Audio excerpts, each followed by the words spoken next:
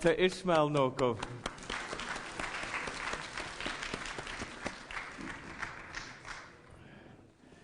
Yeah. Camera 1. Okay, camera 3, raise your hand. Thank you. This is camera 1. Okay. Camera 2. Okay, but they'll direct me, eh? 1, 3, 2. I can see how that makes sense. 1, 3, 2.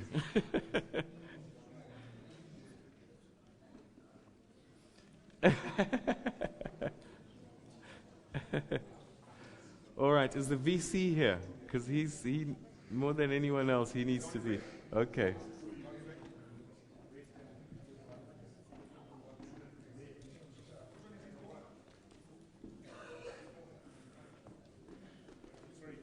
Yes. All right, so start on 2. Start there. And then?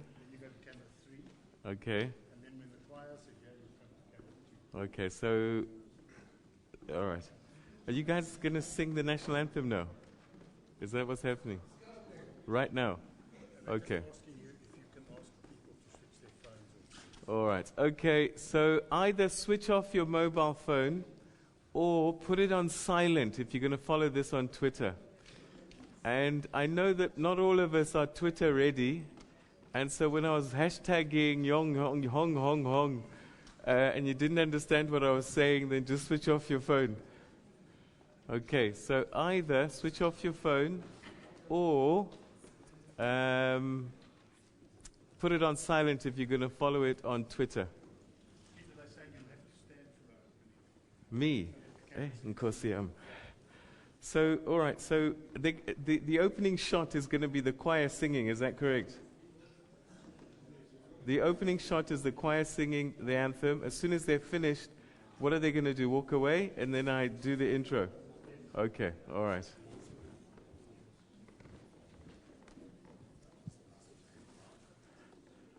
And my intro is which camera again? Over there. So I'm going to sit until they're starting to finish, and then I'll stand up, because otherwise I'm just standing behind them looking, yeah? Okay. Okay. In fact, you know what? I won't stand then, because as soon as they walk out, your camera will pick me up at the tail end. I'll start talking when they've walked away. Is that okay?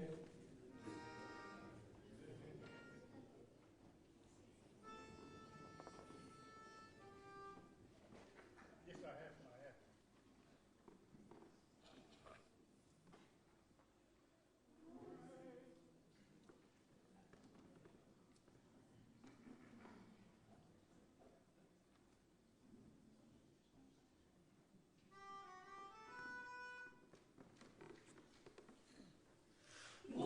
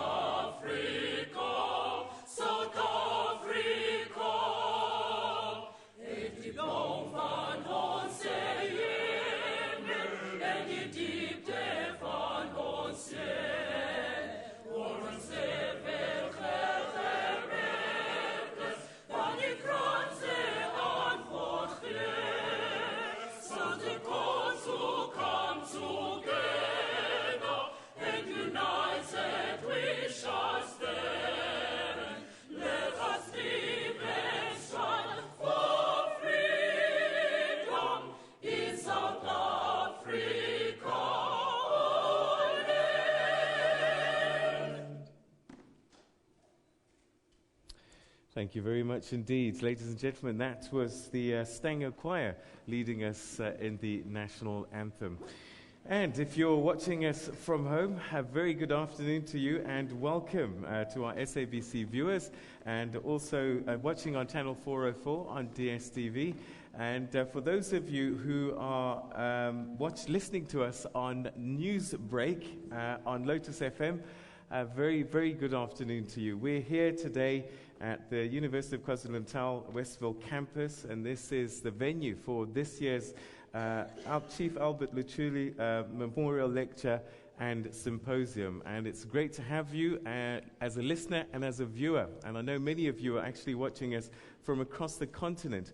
And hopefully you'll learn a little bit about why South Africans hold Chief Albert Luthuli in high esteem for the contribution that he made during the struggle, but also in service of ordinary South Africans. Now, this afternoon, as I said, we're in Durban, KwaZulu-Natal, and this is where this lecture, under the auspices of the Luthuli Museum, the Chief Albert Luthuli Foundation, the Department of Arts and Culture, and the University of KwaZulu-Natal is taking place. And we'll be taking a look at the life and leadership of Chief Albert Luthuli. And this has been the guiding light for many of the lectures in previous years. And we kind of continue with that theme during this year's symposium, but with a focus on the leadership of his generation, and in particular, the role of church-based organizations in society. What have they been doing? What did they do then? What lessons can we learn? And are they doing enough in the present context? Chief Albert Luthuli himself dedicated his life to service of people, and at the back of that really was his Christianity. He was a devout Christian, and that guided a lot of the work that he did throughout his life. So this year's memorial lecture gives us an opportunity to dialogue with an audience that's here, but you as well at home, you can participate in this conversation. Hashtag Luthuli Lecture, and also at Luthuli Museum, at Luthuli Foundation, at UKZN. But hashtag Luthuli Lecture. We'd like to hear your thoughts about the conversation that we're going to have, looking at the relevance of faith-based organizations in addressing the issues of faith, inequality, ethics, politics, development, again, within the context of Chief Albert Luthuli. So, in a nutshell, are the church-based organizations doing what they're supposed to be doing in the present time? Recently, we're covering the news, and of course, one man who's kind of leading a billion Christians across the world is the Pope. He's in Uganda at the moment. And an interesting thing that came up for me is, as he arrived, a lot of ordinary people were looking to him to talk about poverty, about unemployment, about gender issues. And even the elections, they wanted him to look at making sure that they're free and fair. So I guess what that tells us is that throughout time, ordinary people have looked to the church for assistance in one form or another. And this is what we're going to explore a little bit more today. And to help us with that conversation, I've got two very renowned speakers, familiar faces to many of you, and I just want to introduce them before we begin the program. Dr. Brigalia Bam, thank you so much for joining us and agreeing to be one of our guiding speakers in today's symposium. A welcome to you. Very much. Next to you, we have Reverend Dr. Ishmael Noko. Thank you so much as well to you. Also, heavy church background, service for around the world actually, but we'll explore that a little bit later on. Thank you very much for joining us and welcome to you. Thank you. Right, okay, so let's start the program, and you can start tweeting straight away. Hashtag Luthuli Lecture, we want to hear what your thoughts are. But as I said, this is under the auspices of partnership, I guess, a number of people, and one of them is the University of KwaZulu-Natal that are hosting us at this venue. And to start today's proceedings and to kick us off, it's my great pleasure to welcome the Vice-Chancellor and Principal at the University of KwaZulu-Natal, Dr. Albert van Jaarsveld.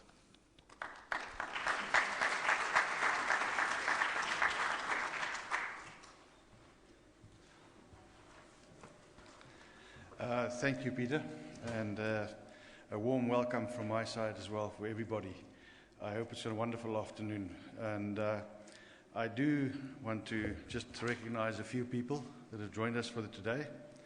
The Deputy Director General of the Department of Arts and Culture, Mr. Ndiba, the Diplomatic Corps members that have joined us today, the District Mayor and Councillors of the Lembe District Municipality. We have the Chairperson of the Luthuli Museum Council, Mr. Sitole, has joined us. Chairperson of the Luthuli Foundation here today, Mr. Luthuli himself. Deputy Chairperson of the Luthuli Museum Council, Advocate Ralafatane. And we have the Director of the Luthuli Museum, Mr. Gava. Thank you very much for joining us. Those of you, we also have members of the Luthuli family that have joined us for today, and members of the UKZN Council, UKZN Executive Management, some deans, academics and students, of course, present, all have an interest in this particular occasion, government officials, and the Luthuli Museum and Foundation officials as well. We have members of business and civil society, union leadership, SRC leadership in the House, and of course, a very special word of welcome to some of the members of the delegation from Groutville. It's wonderful to have you here with us at this particular occasion. The media in our midst, it's always a pleasure to host you on campus. Distinguished guests, ladies and gentlemen, a long list of important people that have joined us today. On behalf of the Council and Executive of the University of KwaZulu-Natal, I would like to welcome you to the University and to the 11th Albert Luthuli Memorial Lecture. As always, it's a great privilege for us at the University to host this annual event, and an event that carves out an important space in which to reflect on the contributions of Chief Albert Luthuli and his generation to the attainment of our hard-won democracy in South Africa. It's also an opportunity to ponder on some of the lessons such extraordinary people and their work might offer to the current generation facing its own set of challenges in a post-democratic dispensation. Chief Albert Luthuli was a man driven by ideals such as non-racism, peace and unity. He was prepared to lose his life for a true democracy, which he defined in his own words, a true union in form and spirit of all the communities in the land. He pushed for the rights of Africans to pursue unfettered development, to attain human dignity, and to receive a quality education of the sort that could free the mind rather than confine the body to manual labor. In addition to his very strong ideals, Luthuli was a pragmatist. As chief of the Groutville Mission Reserve, a job he viewed as being the voice of the people in local affairs, he revived the Groutville Cane Growers Association, working at grassroots to improve the economic position of local black farmers. As part of the African National Congress, he took a leading role in the many economic struggles of the 1950s and 1960s. Campaigns such as the Defiance Campaign, the bus boycotts, the stay-at-home strikes, the Women's Pass Campaign, the struggle against Bantu education. He publicly burned his own passbook in a gesture of resistance against the oppressive pass laws. And when he gained international acclaim via the Nobel Peace Prize, he used this platform to call for the economic sanctions against the apartheid regime. Luthuli understood very well the link between political and economic freedom. But perhaps above all, Luthuli was defined by his religious faith, as we heard earlier. On being stripped of his chieftaincy by the apartheid regime for refusing to dissociate himself from the African National Congress, he faithfully put his well-being and that of his family in the hands of God, famously declaring that the road to freedom is via the cross. Luthuli was a committed Christian who lived the teaching of his religion. He was humble, courageous, and worked consistently in the interest of others. He saw no conflict between pursuing the liberation struggle on the one hand and his faith on the other hand. In his view, the laws and conditions of apartheid sought to debase human personality, which in itself was a God-given force. His strong and abiding humanitarian instincts were inspired by his humble desire to serve both God and his fellow man, or men, and women, both at full stretch. Today's lecture is particularly significant as we reflect on a year in which student protest action has had a deep impact on the higher education landscape. These protests have highlighted the inequalities and challenges that still exist in our institutions and reflect the structural deficiencies of our broader post-democratic society. While massive progress has been made in opening up and democratizing the education system, there is strong and sobering evidence to suggest that the past patterns of inequality and inequity continue to be reproduced in our current society.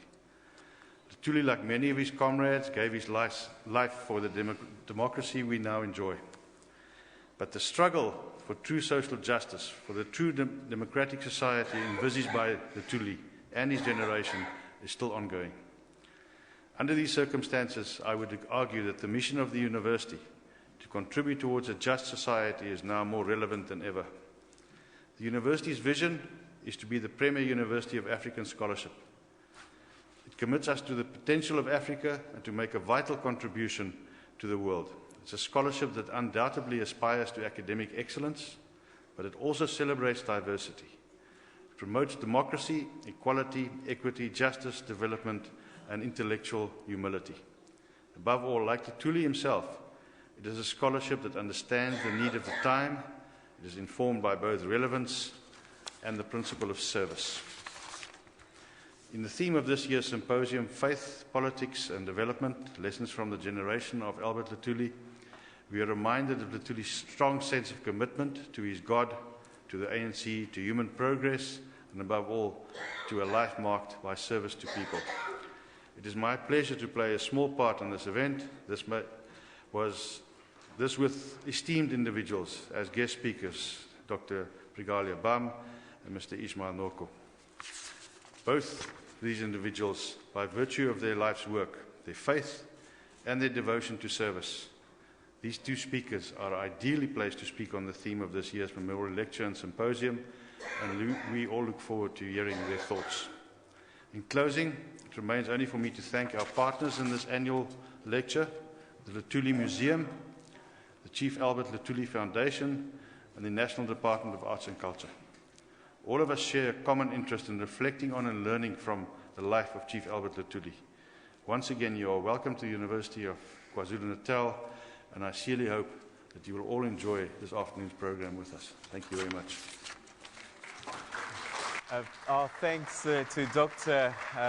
Albert van Jaarsveld, who's the Vice-Chancellor and Principal at the University of KwaZulu-Natal. I guess in many ways setting up this conversation for us that we're going to be having today, going back, of course, to the man that's inspired these lectures and symposia that we hold each year.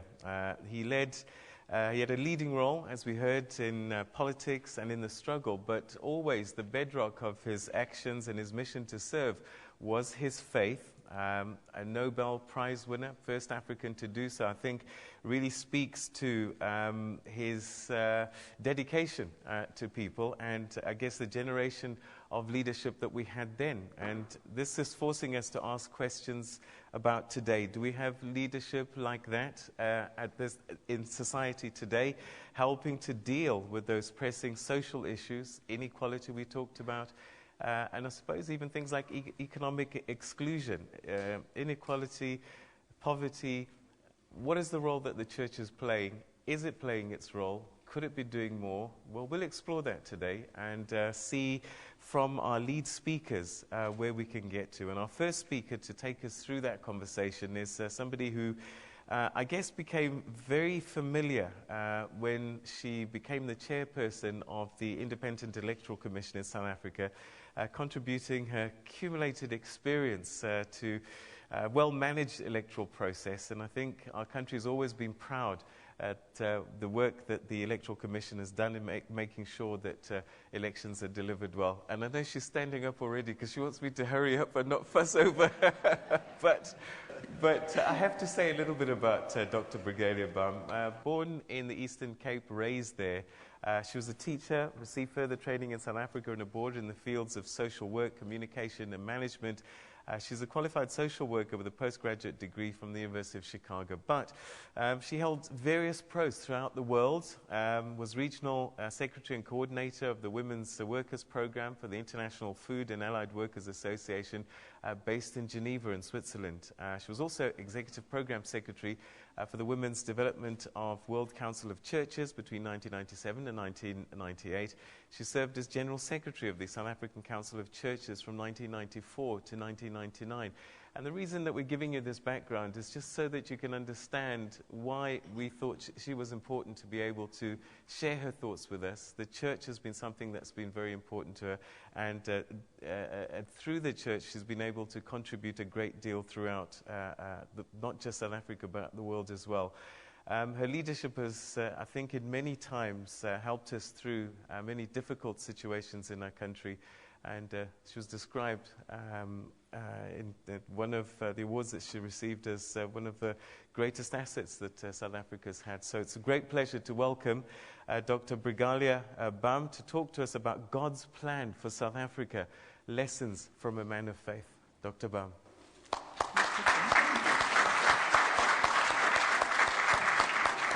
Thank you very much, Program Director, members of the Luthuli family, chairperson and council members of the Luthuli Museum, the director of Luthuli Museum, who is here, and the team from the museum, Dr. Noko, my fellow co-speaker.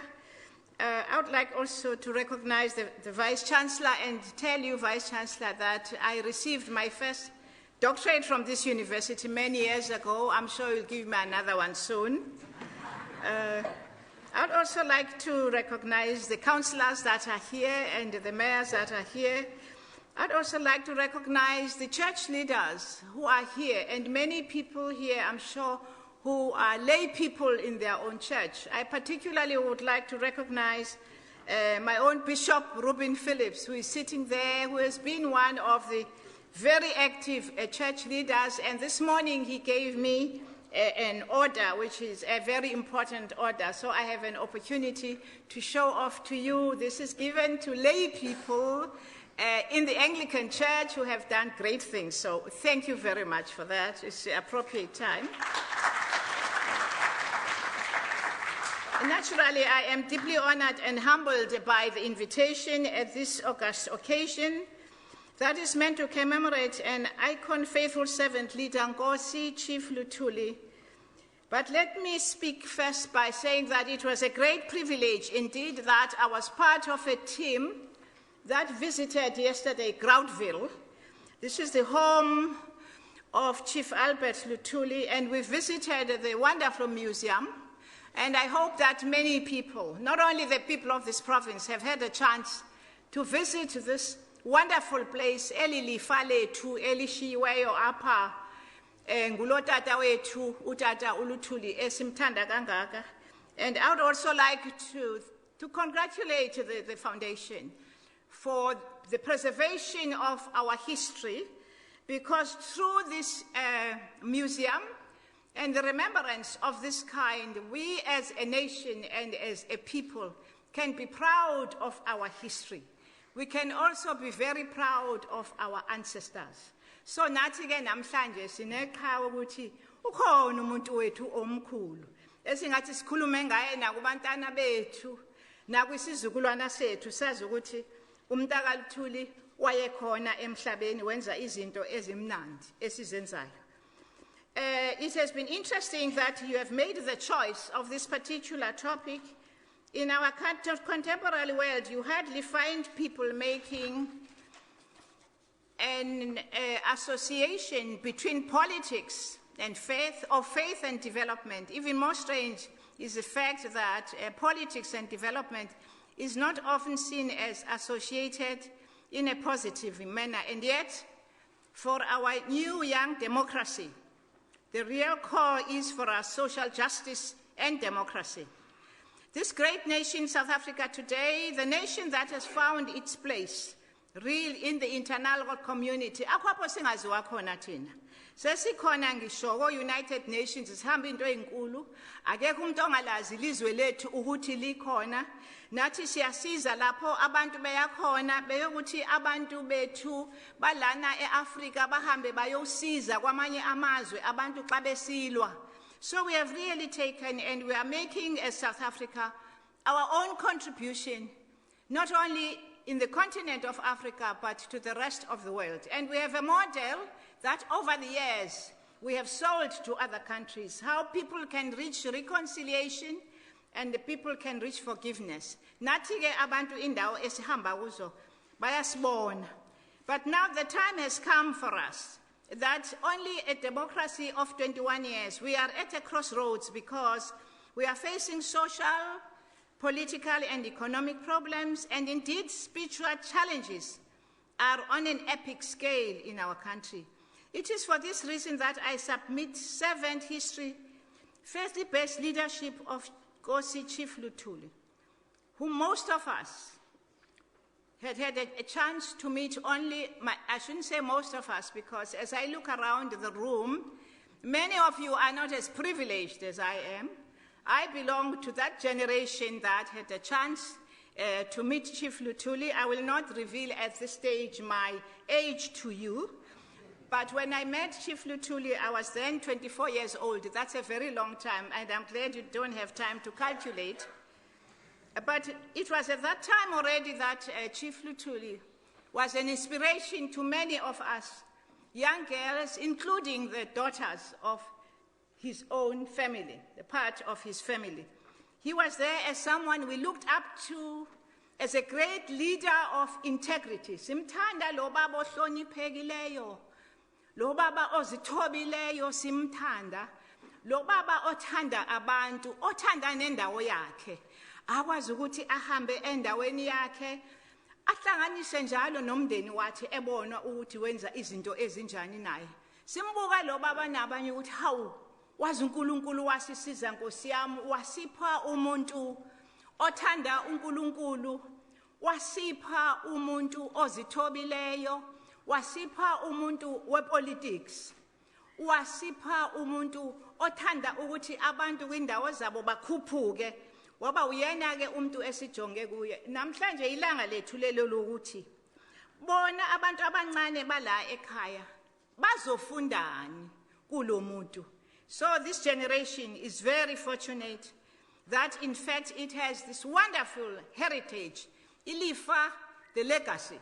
Sometimes when we talk about the legacy, we are tempted that we are in fact talking about the money we are going to get. Ukuthi ubaba uzongishaya malini, uzongishaya nenkomo ezingakhi. Asikhulumi ngalo nhlobo manje, sikhuluma nge legacy of what this person that who is in our extraordinary memory. Chief Luthuli, as people are doing in that museum, people in that museum are beginning to research and find wonderful things he did. I was amazed yesterday to be informed by the researchers and the chairman of council that already in 1948, and for those of you who were not there, and it's not my fault that you were not there, it was at the time when the Nationalist Party took over. The Nationalist Party that introduced apartheid to this nation. And they tell me that at that time already, he was around the world, before even the world referred to the apartheid as sin against humanity. He was already at that time being able to spend time and addressing many congregations and many groups around the world. And I would like to quote some of the things that Luthuli said. He said, "We have no intention whatsoever of abandoning our divine right of ourselves determining our destiny according to the holy and the perfect plan of our Creator." I close quote. And another quotation from him, he says, "I sin if I submit to the indignities that are held at me. I am a guardian of the divine, and it is my duty to defend it." I close quote. And another one, which is, I think, is a wonderful, like all of them, they are great, but the choice of these, simple are there to show us the kind of person who is our pride and our ancestor. He says, as a Christian and patriot, I could not look on while systematic attempts were made almost in every department of life to debase the God factor in men, of course, men, I say women for emphasis, men and women, or set a limit beyond which the human being in black form might not strive to serve his creator to the best of his ability. To remain neutral in a situation where the laws of the land virtually criticize God for having created men of color was the sort of thing I could not, as a Christian, tolerate. I close the quotation. Above all these things that he has said, it is an indication of a deeply religious person, man whose deep conviction for social justice was informed by his faith in as far as it interpreted a sense of justice and responsibility, or a sense of agency in the contemporary language. He is comparable to other world leaders that we know, and I'm sure in the list you'll add many more others, the leaders like Mahatma Gandhi, Martin Luther King Jr., Mother Teresa, and the Dalai Lama, and as I said, there will be others. But these are leaders who were moved by their faith in waging the struggle for social and political justice. If one combined this with the fact that Nkosi Luthuli remained grounded, deeply involved in his community as a spiritual leader, a community developer, he was a farmer, he was a teacher, an activist, and a politician. Into eziningi kangaka Nkosi yami, umuntu azinikwe zonke uNkulunkulu ukuthi azenze.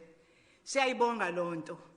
uLuthuli ubehamba aziyele emasimini akhe eyithwalela isigqoko sakhe ahambe aye kumwoba wakhe kodwa lo umuntu osiphetheyo umbutho omkhulu uyaziwa elizweni lonke ukuthi ngu-ANC sithi hawu umuntu omkhulu kangaka ukuzithoba kwakhe. And it was that kind of person who was so important for us, for our own inspiration. We saw him suffer. We also saw him being humiliated at times. And one of the greatest privileges of my life that God gave me was to be part of a team that arranged his funeral. And it is probably a history that still needs to be written about this great leader, how he met his death. I want to use this faith-based servant leadership with moral character as a point of departure in reflecting on current challenges facing South Africa today. There are many wonderful things that have happened in our country, and those of us who grew up in an apartheid South Africa, we don't recognize some of the things in this country. The greatest thing for many of us, and for me in particular, is that as a human being and as a woman, I am recognized as a child of God with the same dignity. So even if we are people who still starve, even if there are people, those of us who are not fortunate to have money, those who are not fortunate to have many cars, at least people like Luthuli have made sure that we have our dignity as human beings. And we have our freedom also as human beings. Namhlanje uthi wasine constitution yethu esazi ukuthi iyasibhekela izinto zethu ukuthi isigade ukuthi siphatheke kahle le constitution yethu ngaso sonke isikhathi. People are beginning to write after 21 years. 21 years Nkosi yami is a short time. Sizophinda sikhuphuke silunde. Abantu bayasho ukuthi how yini, what has gone wrong in our country? And there we are. But I want to say that South Africa today also has many people who have great quality leadership. But we are facing many things that we need to look at, that we dealt with the churches for a very long time. The broken families. Many of our churches used to have what was called home and family life programs, which the SABC had. We have many broken communities. Some of you might remember those days when people were moved from one area to the other. They were removed from the graves of those who were for them, and the church was there for those people, giving them all kinds of support. A society now that has become fragmented, in spite of the fact that we have our constitution. We tried to the best of our ability, with limitations, to deal with issues of reconciliation and forgiveness, which is a project that the churches must continue and all of us to do. We assumed that after 20 years and 21 years, we will all be a united nation. But unfortunately, it is not so. We still have to continue from where we left off as non-governmental organizations and as churches, and do all those things that we had to do.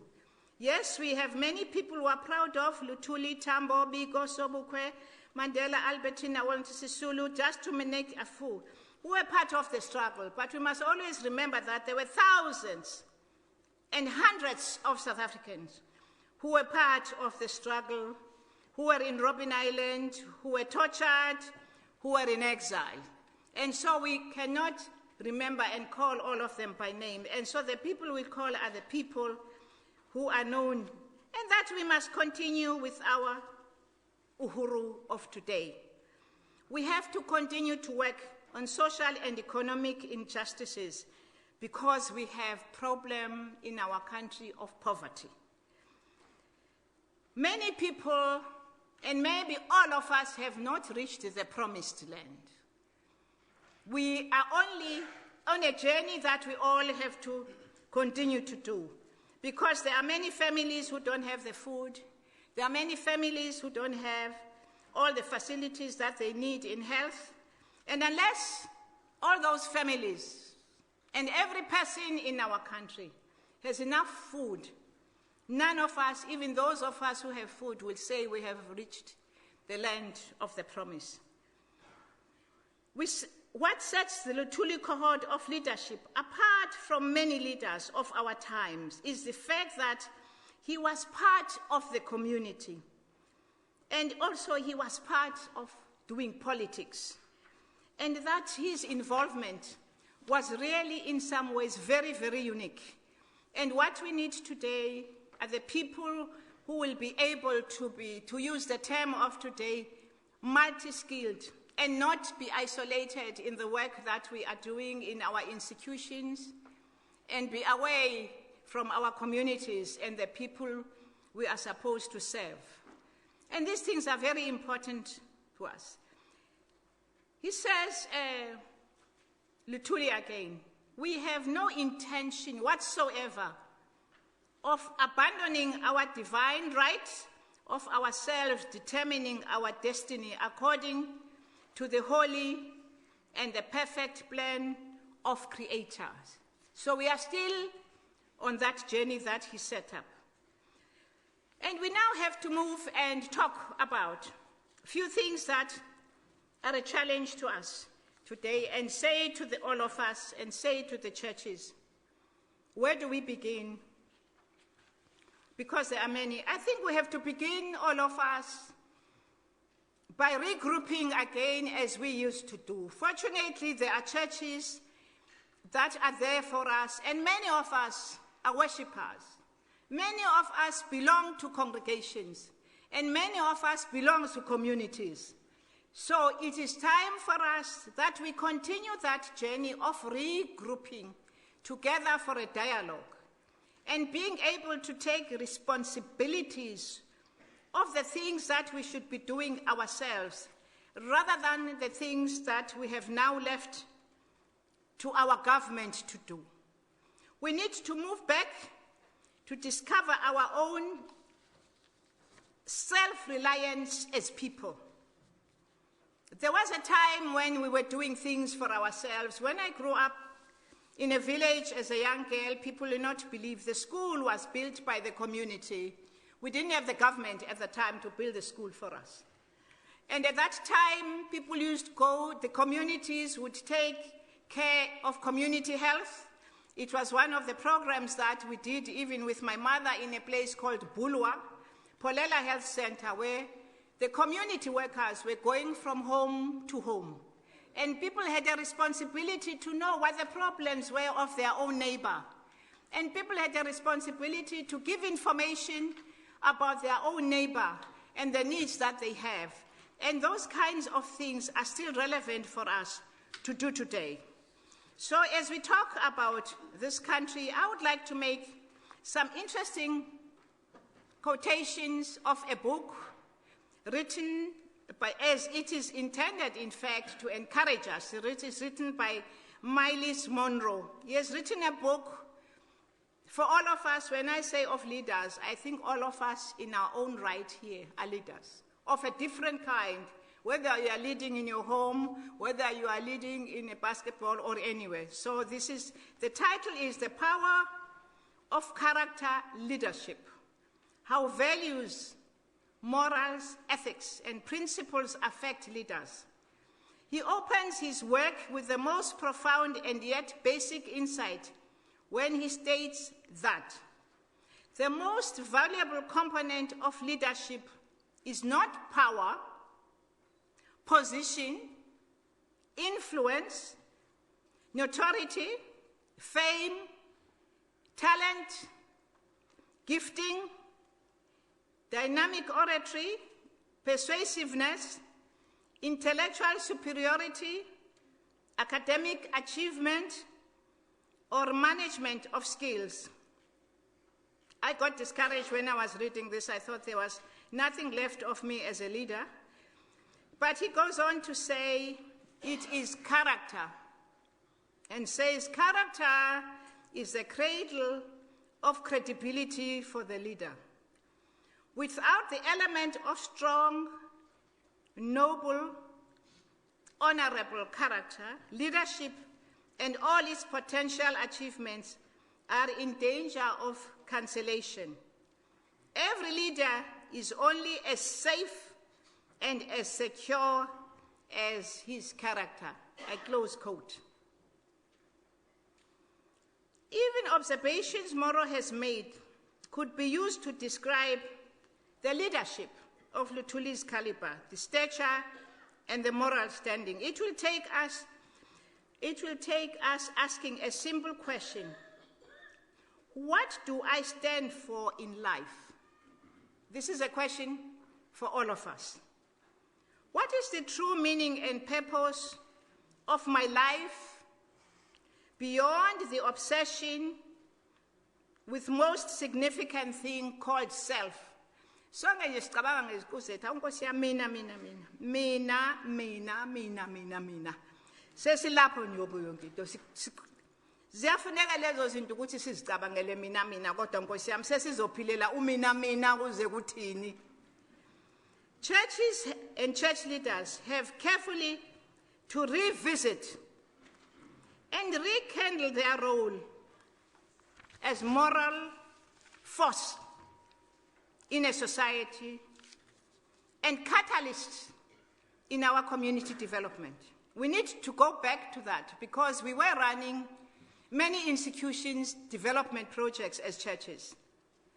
South Africa is indeed a great nation. It's great with potential, and the world expects more from South Africans than what we are in fact. At times we are not aware how much the world is looking up to South Africa. We now know at least one thing with South Africans that all of us know. We know that there is no one ideology in our country that will explain, an ideology that will solve all our problems. But there is one thing we know, and that is humanity and justice are important. It is the rekindling of our activism informed by profound values and exemplary leadership of the icons like Luthuli and Mandela. This is what I refer to as God's plan for South African and indeed African Renaissance. We can infuse the African philosophy of Ubuntu to reconstitute our society and mobilizing it to be self-reliant again and work for ourselves for development. This will not only bring us closer to our goals of emancipation and social justice, but will also have a redemptive effect on our dignity and a sense of self-worth. In this audience and in our communities, there may be many Nkosi Luthulis of our historical moment. It is our collective and individual responsibility to create conditions for such leaders to flourish and be church agents. And today, for all of us, let us try and articulate the values that are important for our nation. Let us begin for all of us to be very uncomfortable with the evil that we have in our midst in our country. We all have a responsibility to speak out and speak out the truth everywhere we go. We all have a responsibility of serving ourselves and serving our communities. And so this is a great day for many of us that as we remember this great leader, we must begin to dream dreams and begin to bring back to our lives his own vision. And I thank you for giving me this opportunity to address you. Thank you.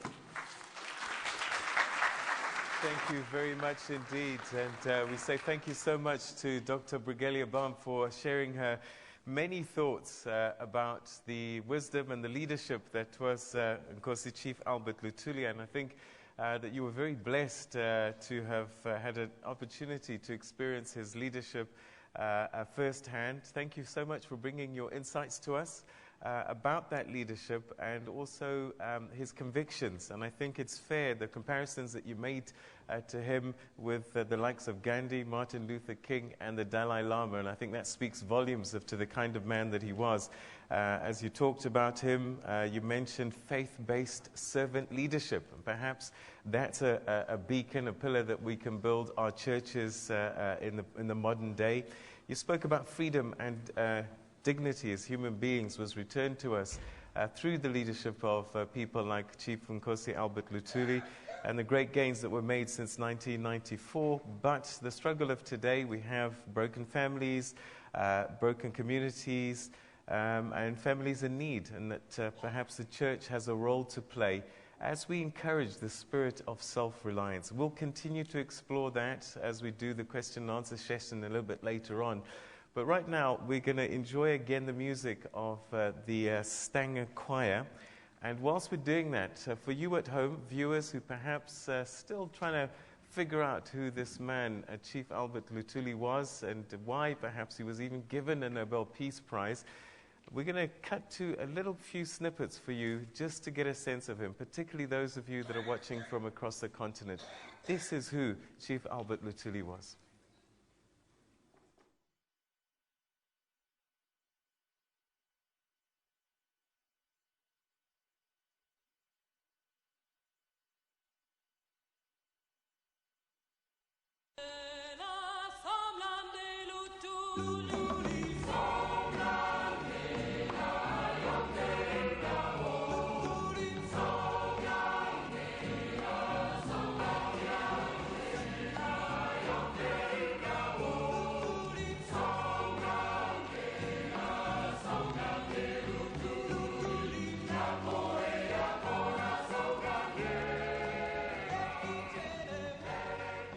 But I took the award as an endorsement of our own struggle in South Africa and the manner in which we have tried to carry out that struggle under very difficult circumstances in our country.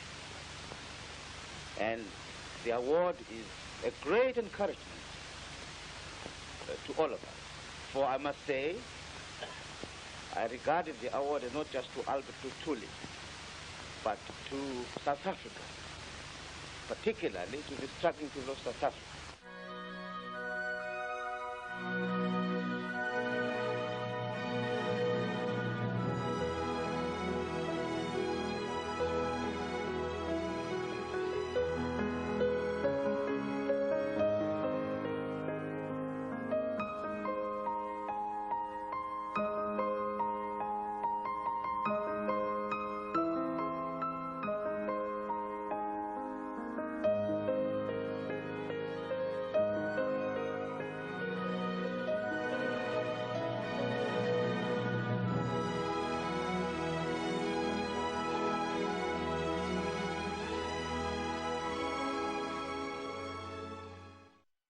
Whatever may be the future of our freedom efforts, our cause is the cause of the liberation of people who are denied freedom.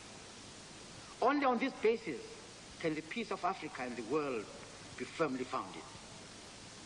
Our cause is the cause of equality between nations and people. Only thus can the brotherhood of men be firmly established. It is encouraging and elating to remind you that despite her humiliation and torment at the hands of white rule, the spirit of Africa in the quest for freedom has been generally for peaceful means to the utmost.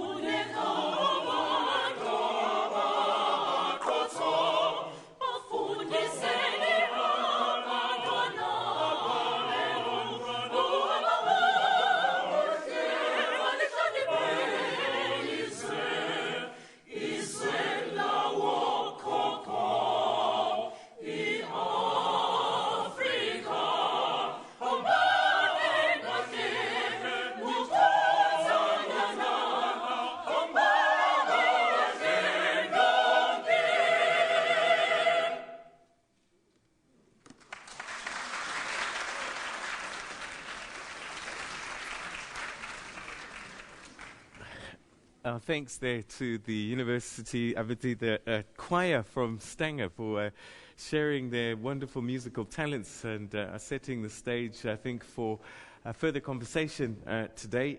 We heard just before the choir sang from Dr. Brigalia Bam, who shared some very powerful thoughts about this man of God that was Nkosi Chief Albert Luthuli. Well, we continue now with this conversation at this year's annual memorial lecture. And don't forget, you at home can be part of this conversation. We want to pick up your thoughts and ideas.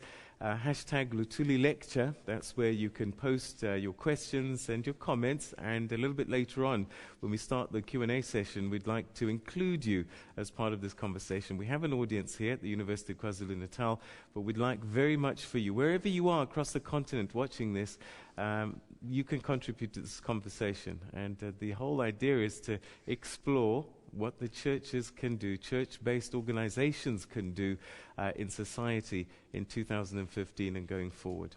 Well, let's continue then, and our second speaker today is a man who is the former Secretary General of the Lutheran World Federation and the founder and president of the Interfaith Action for Peace in Africa. He holds several degrees in theology, one from the University of Zululand in KwaZulu-Natal, and abroad as well, getting a PhD from McGill University in Montreal in Canada. He was awarded 9 other honorary degrees, including 7 international awards for his work. And after a career as a lecturer at University of Botswana and Swaziland, in May 1982, Dr. Noko accepted a position in Geneva with the Lutheran World Federation, where he worked for refugee services relating to churches, the UN High Commissioner for Refugees, the Organization of African Unity, OAU, now known as the AU, the African Union, and other Geneva-based international organizations. In 1994, he was elected the LWF's Council highest executive position in the Worldwide Lutheran World Federation as its Secretary General.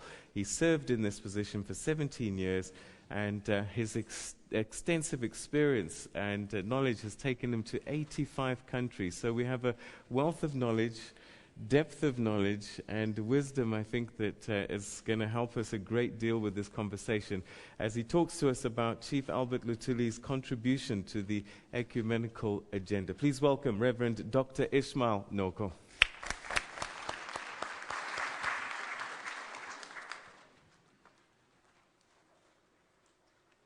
Thank you, moderator, for your very kind introduction. I recognize my co-speaker, Dr. Bam. She and I have agreed that she should start to give the lecture and I come thereafter. Ladies first all the time. It is, of course, very important that she should do that. She has been in the ecumenical landscape, locally and globally, for many, many years. And I think she deserves that as my big sister. We have worked together. We have lived in Geneva for a period of time before she returned and before I returned as well. I also recognize the presence of the Vice-Chancellor, who might have taken off now, because I know he's under equally pressing responsibilities. And I recognize the family of Luthuli, the Luthuli family who are here, and want to say thank you very much for giving your father and your parents. I recognize also the staff of the Luthuli Museum and the chairperson and the councillors and the director and those hard-working colleagues, friends that I've met as I visit the museum occasionally. I recognize also the leadership that may be here from the political establishment, from the churches, but also the students who are here. I pay particular attention to students because when I was only 22 years old, I wanted to meet Nkosi Albert Luthuli, but I never made it. As I was in Pretoria attending the UNISA VEC school, UNISA used to give summer schools, or winter schools we call them, for 2 weeks. And I had made some arrangement with a friend and a colleague of mine who was a student at Umpumulo Theological College, where I was studying, Christopher Mzoneli, to go and see Nkosi Albert Luthuli, because I was so much interested. I grew under the time where his name and those of others were common discussion for students. So for those who are here as students, I was privileged on a very unfortunate day to have seen Albert Luthuli when he was lying in state. In the church where we were yesterday, he lay there in a coffin, surrounded by acknowledgements and resilience. ANC was in full force on that day. They put on their uniform. When we were marching from the house to the church, there was a defiance on that day, because there was no other thing to do but to acknowledge this great man who had died for reasons that we all know.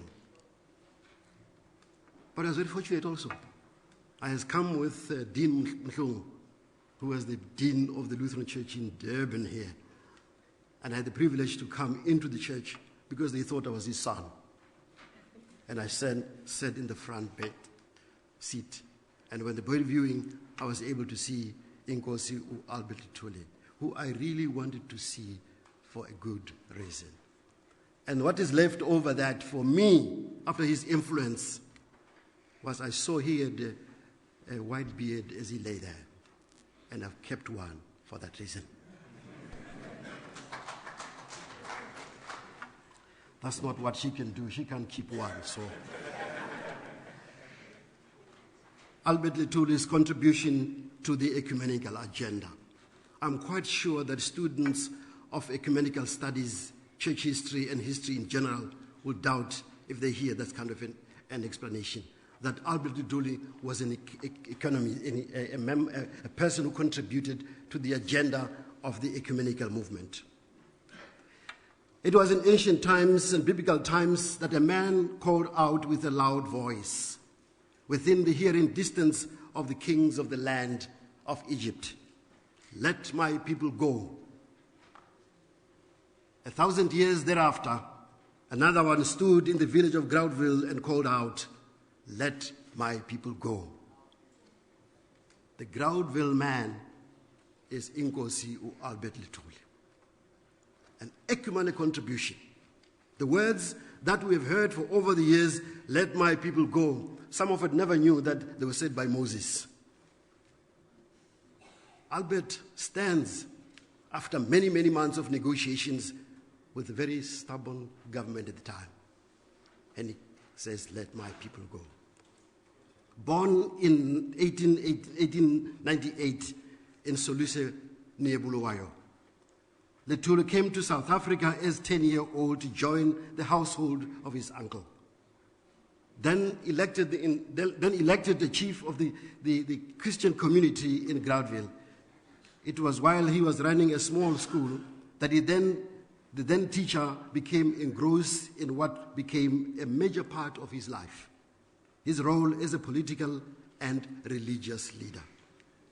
It was during this time that the young Luthuli created an intense awareness for Christian principles that defined him until his dying day. Luthuli, like many others in this country and beyond, is commemorated and commemorated today. Public places, roads, schools, buildings, and commemorative events like this public lecture of today is a commemorative for these great heroes of our time. We honor them for the contribution they made through their lives. That he was a great political leader is often focused and talked about, and yet history should not be written in such a manner that we forget that he was a teacher and a religious leader first. Thus, Professor Smangaliso Khumalo once highlighted this point with great emphasis. These commemorations, he said, are deliberately one-sided. There is hardly any celebration of his life work that is primarily focused on his contribution as a Christian leader, which historically preceded his political involvement.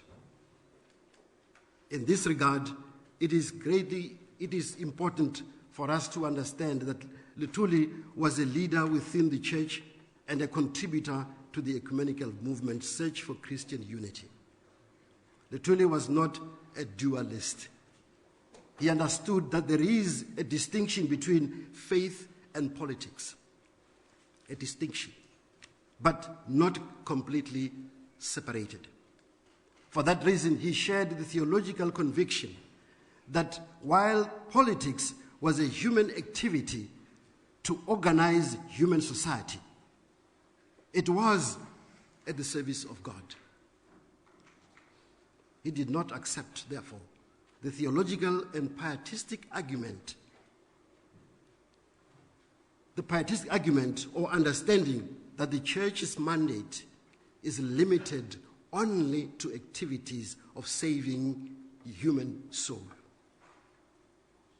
while that of government and related institutions was to care for the needs of human beings. Luthuli realized that just as the body and the soul could not be divided, so his religious principles were to inform his civic responsibilities. Hence, he made the following observation. The Christian faith was not a private affair without relevance to society. I had to do something about being a Christian, and that something must identify me without my neighbor, that must identify me with my neighbor and not disassociate me from him. On a number of occasions, he explained his involvement in political affairs in the following manner. For me, I am in the Congress precisely because I am a Christian. My belief about human society must find expression here and now. My own urge, because I am a Christian, is to get into the thick of the struggle with other Christians, not alone. Taking my Christianity with me and praying that it may be used to influence good character of the resistance. Like Moses of biblical times, Luthuli was essentially a mediator, a peace builder who spent countless hours over many years mediating and negotiating on behalf of his people. He challenged with courage the Pharaoh that oppressed people with many unacceptable legislative acts and policies that deprived them of the land and their basic human rights. He advocated for the rights of workers and the rights of women. Much has been written about his unwavering position and belief in the principles of nonviolence. Luthuli's commitment to this approach was tested by the pressure of the evolving ideology of apartheid and its policies, and by other internal dynamics within the African community. And yet he stayed the course. He gave reasons for his belief and his position in a very pointed way when he said, "Non-violence in a provocative situation is our best instrument. Our strongest weapon is to acquaint our people and the world with the facts of our situation." On this matter of non-violence, Albert Luthuli's leadership was acknowledged in the neighboring countries. I believe that some of you are aware that the African National Congress of South Africa was not the only congress in the region. There was a sister-affiliated organization in southern Rhodesia, now Zimbabwe. At that time, the Rhodesia African National Congress. That was allied to the South African the African National Congress of South Africa. Also in Zambia, there was the Zambia African National Congress. And the surrounding countries were all saturated with movements committed to the notion of Congress emanating from here. During that time, and that time alone, Albert Luthuli's leadership was acknowledged in the region. When he was asked to give up the non-violent movement, it was of course very difficult for him, for reasons that we can understand. Because if he had said, "Yes, I give up," here in South Africa, what will happen in the neighboring countries? For that reason, he was not only a leader here in South Africa, he was a leader beyond the borders of the Republic of South Africa. We have to appreciate that and understand that. Unless we do that, we won't understand why he let go others, design other instruments of protecting the people and stayed on the course of nonviolence. And secondly, it is very important for us to understand at this juncture why Luthuli could not. He found it absurd when he was asked to abdicate and stick with politics and leave faith issues. And yet he was the chief of Amakholwa in Groundville. What do you mean by I'm a chief of Amakholwa in Groundville? And you say I opt out of faith again. That was a ridiculous presentation to him. So he stayed and he explained. Luthuli was awarded a Nobel Peace Prize for his beliefs because it was very important to keep the balance, and he did. It was a cause he championed until the mystery death that we all know about. He made no distinction between race and religion, and even between and among church denominations. I think as an African, he said. I speak as an African. I act as an African. And as an African, I worship God, whose children we are all his. I do not see how else it should be. Luthuli was a highly principled man who tirelessly worked for the unity of the church for the sake of the human family. He did not just work for the church because he was a Christian and for the church only. But the larger goal was the transformation of the human race into the human family. Hence, he said, in this effort, I always pursued what liberal-minded people might regard as the path of moderation. Over this great length of time, I have, year after year, gladly spent hours of my time with such organizations of the church and its agencies, such as the Christian Council of South Africa, the Joint Council of Europeans and Africans, and the now defunct Native African Council, Representative Council. What we should bear in mind and be aware here is that this principled and committed man was also exposed to ecumenical conversations and initiatives beyond his own church denomination.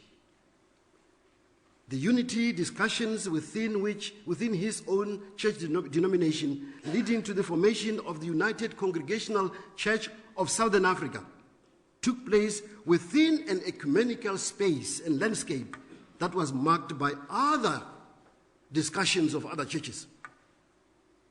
Before the United Congregational Church of Southern Africa was formed and launched in 1967, there were previous movements and strands of that church. And most of his adult life was lived during that time, where there were intensive conversation seeking unity within the congregational church tradition. I'm not a congregationalist. So those who are, excuse me if I'm taking you astray for that. But it was important for us to understand the intensive participation he had, not only for his church, but for the sake of the whole. It was in this context of such exciting ecumenical initiatives and development that Albert Luthuli was elected to represent his church body in various ecumenical gatherings. He was a member of the Christian Council of South Africa, which later became the South African Council of Churches. He was an executive member of the Natal Missionary Conference and a delegate to the Third World Missionary Conference held in 1938 in the city of Madras, India. Upon his return from the World Missionary, by the way, I've been to the place where the conference took place, and I imagined where he might have been sitting. Of course, nobody told me where he was sitting. Upon his return from the World Missionary Conference, Albert Luthuli was asked to report to the Natal Missionary Conference on the conclusions of the World Conference that was held in Delhi the year before. His report was an unpacking specifically of the theme, evangelism was the unfinished task of the church. Following the discussion of his report, for the first time, remarkable decisions were taken. The decisions were taken bringing together here in Natal, in the city of Durban, where we are today. Bringing together Lutherans, Methodists, American Mission Board, the Presbyterians, the African Congregational, the South African General Mission, and the Salvation Army. At that time, some of these names may be not familiar to you, but that's what we named. They brought them together to adopt a joint program on evangelism within the city of Durban.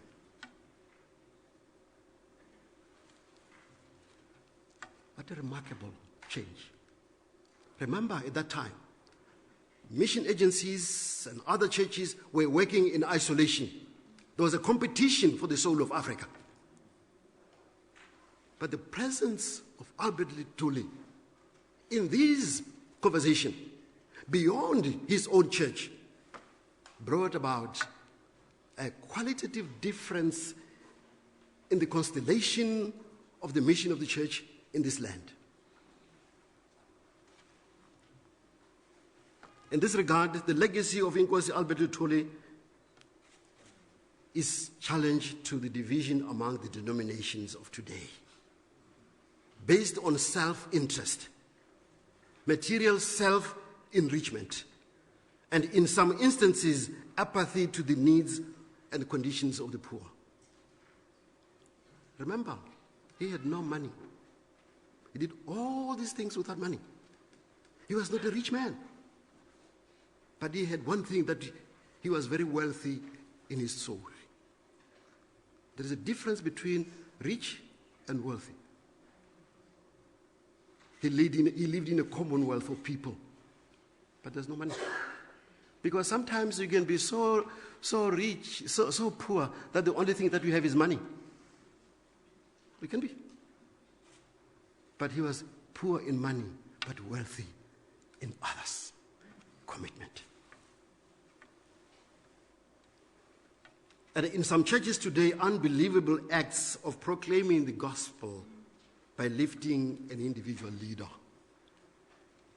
and not lifting the cause that Christ stood for. All these factors are, in my view, an antithesis to the principles that Chief Albert Luthuli worked and prayed for. Luthuli also had an innate belief that people were good. He believed in people, just believed in people. A quality that in the ecumenical movement we so desperately need. I don't know whether you're aware why churches are going different directions and so forth. It's because we don't believe in others, we believe in ourselves. If we believed in God, in Christ Jesus, we probably will believe in others. So the issue here at hand with the ecumenical movement and churches where we are today is, do we really believe in God? If we do, then we should work together. If we don't, then we'll work separately, of course, and begin to uplift ourselves. By the time he was removed as the chief of Groundville, he had made quite a name for himself in the political sphere.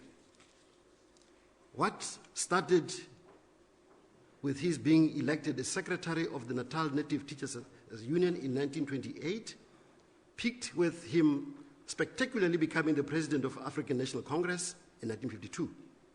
Later winning the Nobel Peace Prize for his efforts in working for the liberation of his people. Albert Luthuli spoke about freedom. And I quote, "It is inevitable that working for freedom, some individuals and some families, his own counted, have to take the lead and suffer. I don't know. I don't dare even ask the family of Albert Luthuli who are here, because I know the story a little bit, and the grandchildren, what kind of riches he left for them. No. He left them you and I.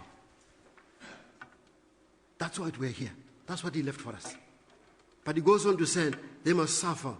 The road to freedom is via the cross. And here lies the profound thinking of a layman that theologians in Department of Universities and colleges and seminaries have yet to unpack for what it means for Africa to gain freedom via the cross.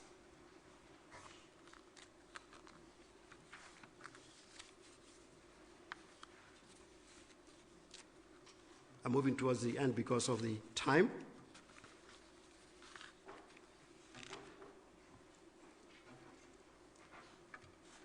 Albert Luthuli has left an agenda open for us. The agenda that is open for us is for seeking ways of working together for the sake of the human family. In our definitions of the ecumenical movement that I'm saying he has contributed to the agenda he has contributed, we say the goal of the ecumenical movement is that of promoting Christian unity. But it is much more than that.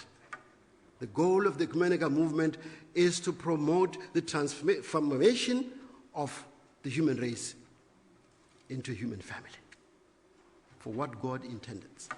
So he saw before him the possibility as a politician to link up his faith and his understanding to promote that goal, which is so essential for us. We are grateful for his contribution. We are grateful for what he said, let my people go. To go where? To go to create and participate in the constellation of a decent society. He dreamt about the rainbow nation before anybody talked about the rainbow nation. The seeds of it was in his commitment and his articulation. Are we a decent society? Do we have the values for that he stood for? That is the challenge that he brings to us. Whether we're church agencies or a church or we're a synod, this is what Luthuli is asking us to redefine for us. Yesterday, as we went to the graveyard, the cemetery, laying the wreath, you could not help but fill your eyes with a moisture. To know that here in this grave, in this simple cemetery churchyard, in the churchyard, there in the little but remarkable museum are the thoughts of a man and a family that accepted the cross as a way of freedom. And that freedom, if there is, it's in our hands and for us. What are you doing with that freedom? Thank you.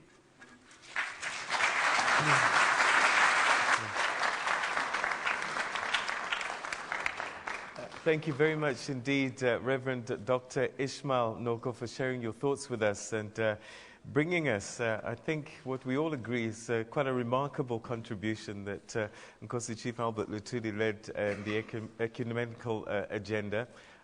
You spoke about him being a teacher, a Christian leader who first accepted the church which should do more than just save souls, but also save the bodies in which the soul resides. You talk about his leadership, quickly becoming a leadership not just for South Africa, but for the world beyond.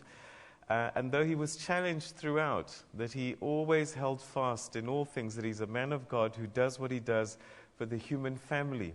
And I think the big theme that you brought was evidenced in his ability to bring together a number of churches under a common agenda. And as you spoke about his legacy, I think the big theme you spoke about was this unity. And perhaps this is, as you said, the challenge for the churches today is to find that common agenda, get back to that unity that he spoke about, so that we can create the kind of society that we badly need. Well, we continue to explore that, and we look forward to your questions. Hashtag Luthuli Lecture.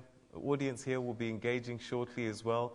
But if you've just joined us, this is the annual Memorial Luthuli Lecture, and we're speaking about the role church-based organizations, faith-based organizations play in society today. We've heard from Dr.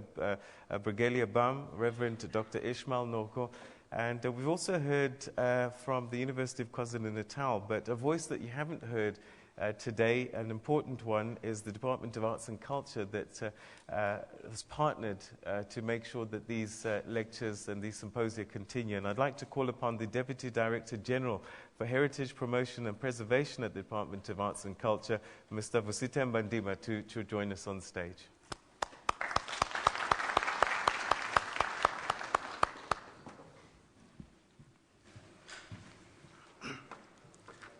Program Director, I also want to recognize Dr. Albert van Jaarsveld, the Vice Chancellor and Principal of the UKZN, who has just stepped out.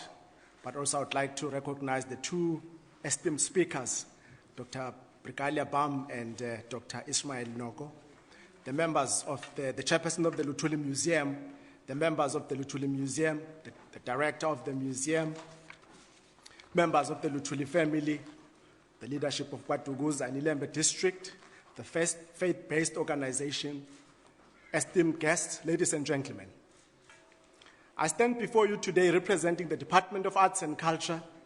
Our mandate as the Department of Arts and Culture is to preserve and protect our heritage, promote social cohesion and nation building as we seek to strengthen and consolidate our hard-won democracy. We do this by, amongst other things, commemorating and memorializing eminent historical icons so that they become role models around which we can fashion our lives.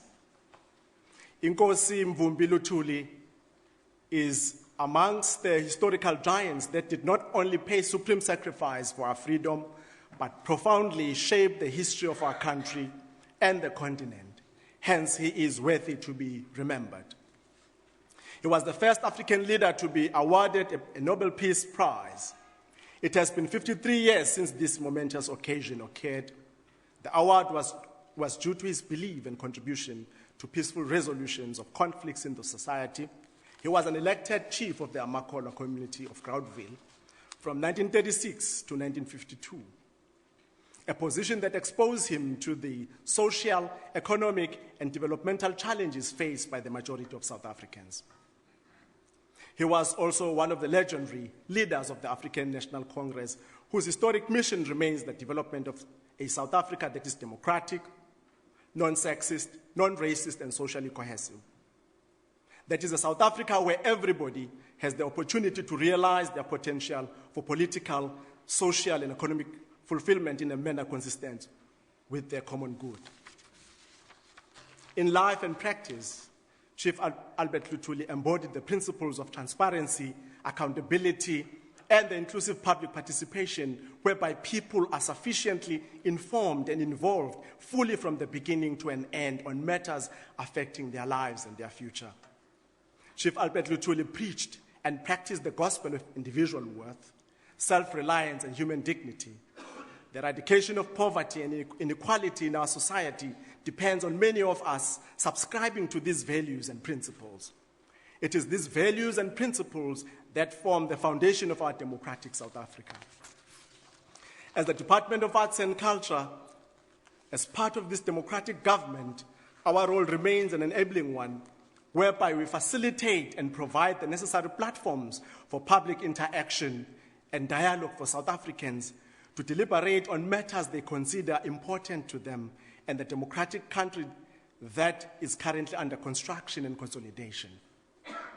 The Chief Albert Luthuli Memorial Lecture was conceived in 2004 by the Department of Arts and Culture as part of the National Legacy Project designed to redefine the national heritage landscape and thus affirming marginalized histories. We are happy that these series of lectures maintain that objective.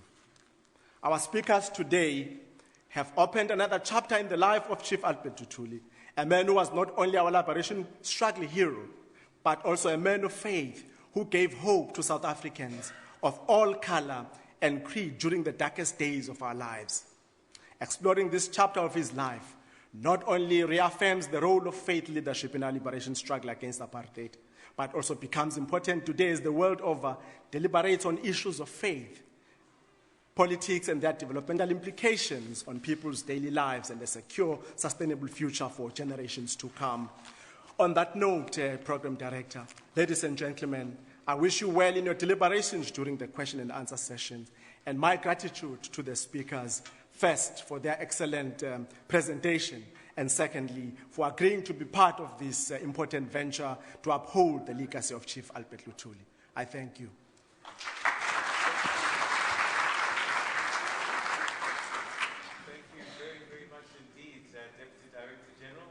Department of Arts and Culture responsible for heritage promotion and preservation.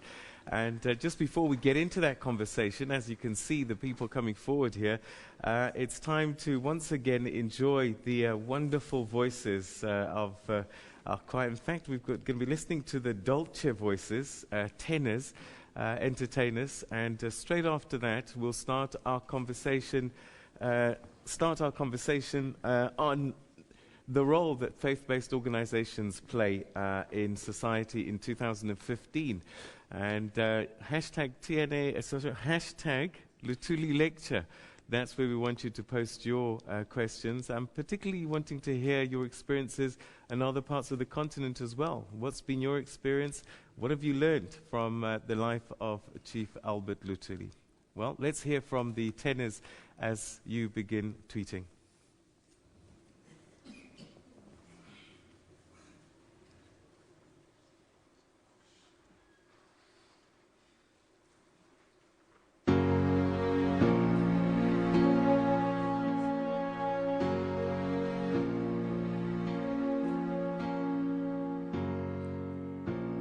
Wash away the thoughts inside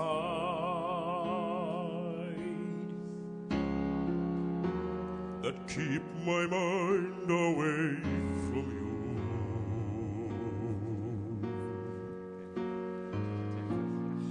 No more love and no more pride,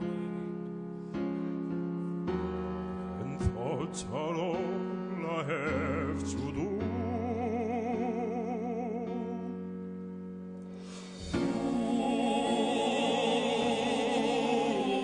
Remember when it rained, felt the ground and look up high and call your name. Remember when it rained. In the darkness I remain.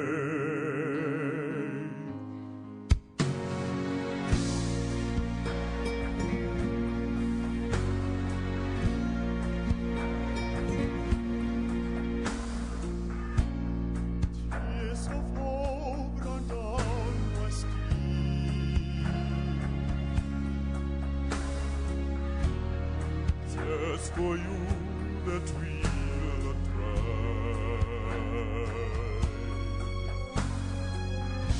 They magnify the one within,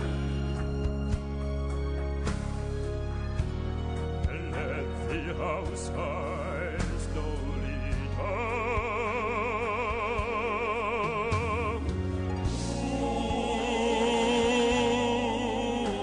Remember when it's rained, feel the ground and look up high and call your name. Remember when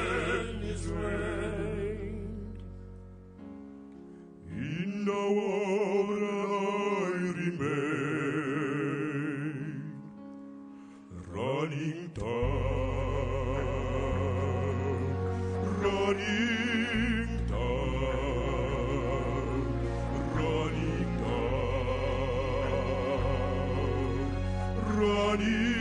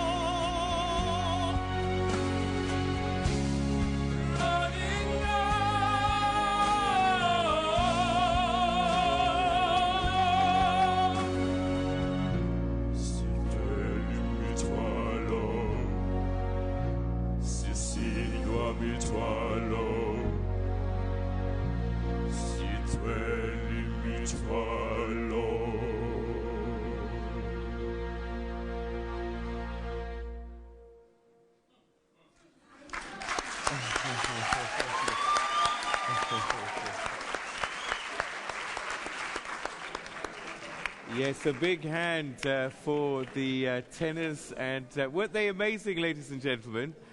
We certainly hope that you at home, wherever you may be watching, have certainly enjoyed listening to this young talent. And it's when I look at young people such as this that I'm hopeful about our country's future. But when we talk about the country's future, I guess the role of faith-based organizations is an important one. And we've heard from our speakers today about the legacy of Nkosi Chief Albert Luthuli and the lessons that we can learn from his leadership and what we should bring into our society nowadays. And so we're going to start exploring those comments as a basis for our discussion.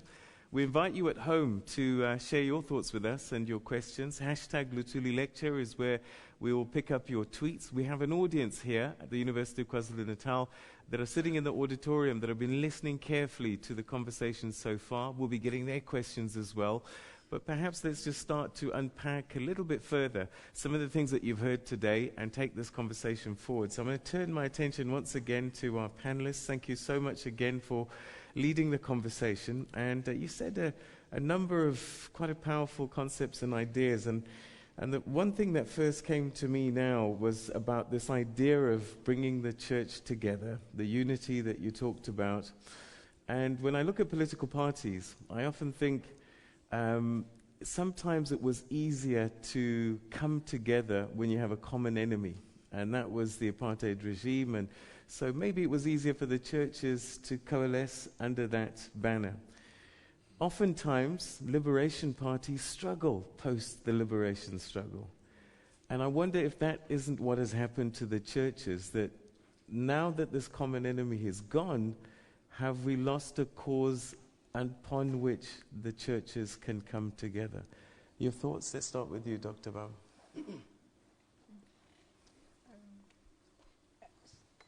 Somebody should help to give me more volume. Where do I operate? They can hear you loud and clear. Okay. Can they hear me loud and clear?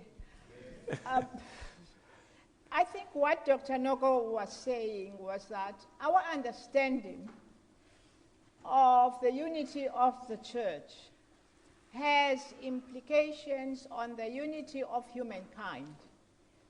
When we talk about the unity of the church, we are not talking about simple the churches getting together to say what is your doctrine, what is your belief, where do you stand on issues of sacraments, nina nithandaza kanjani lana noba kudliwa inyoka makuthandazwa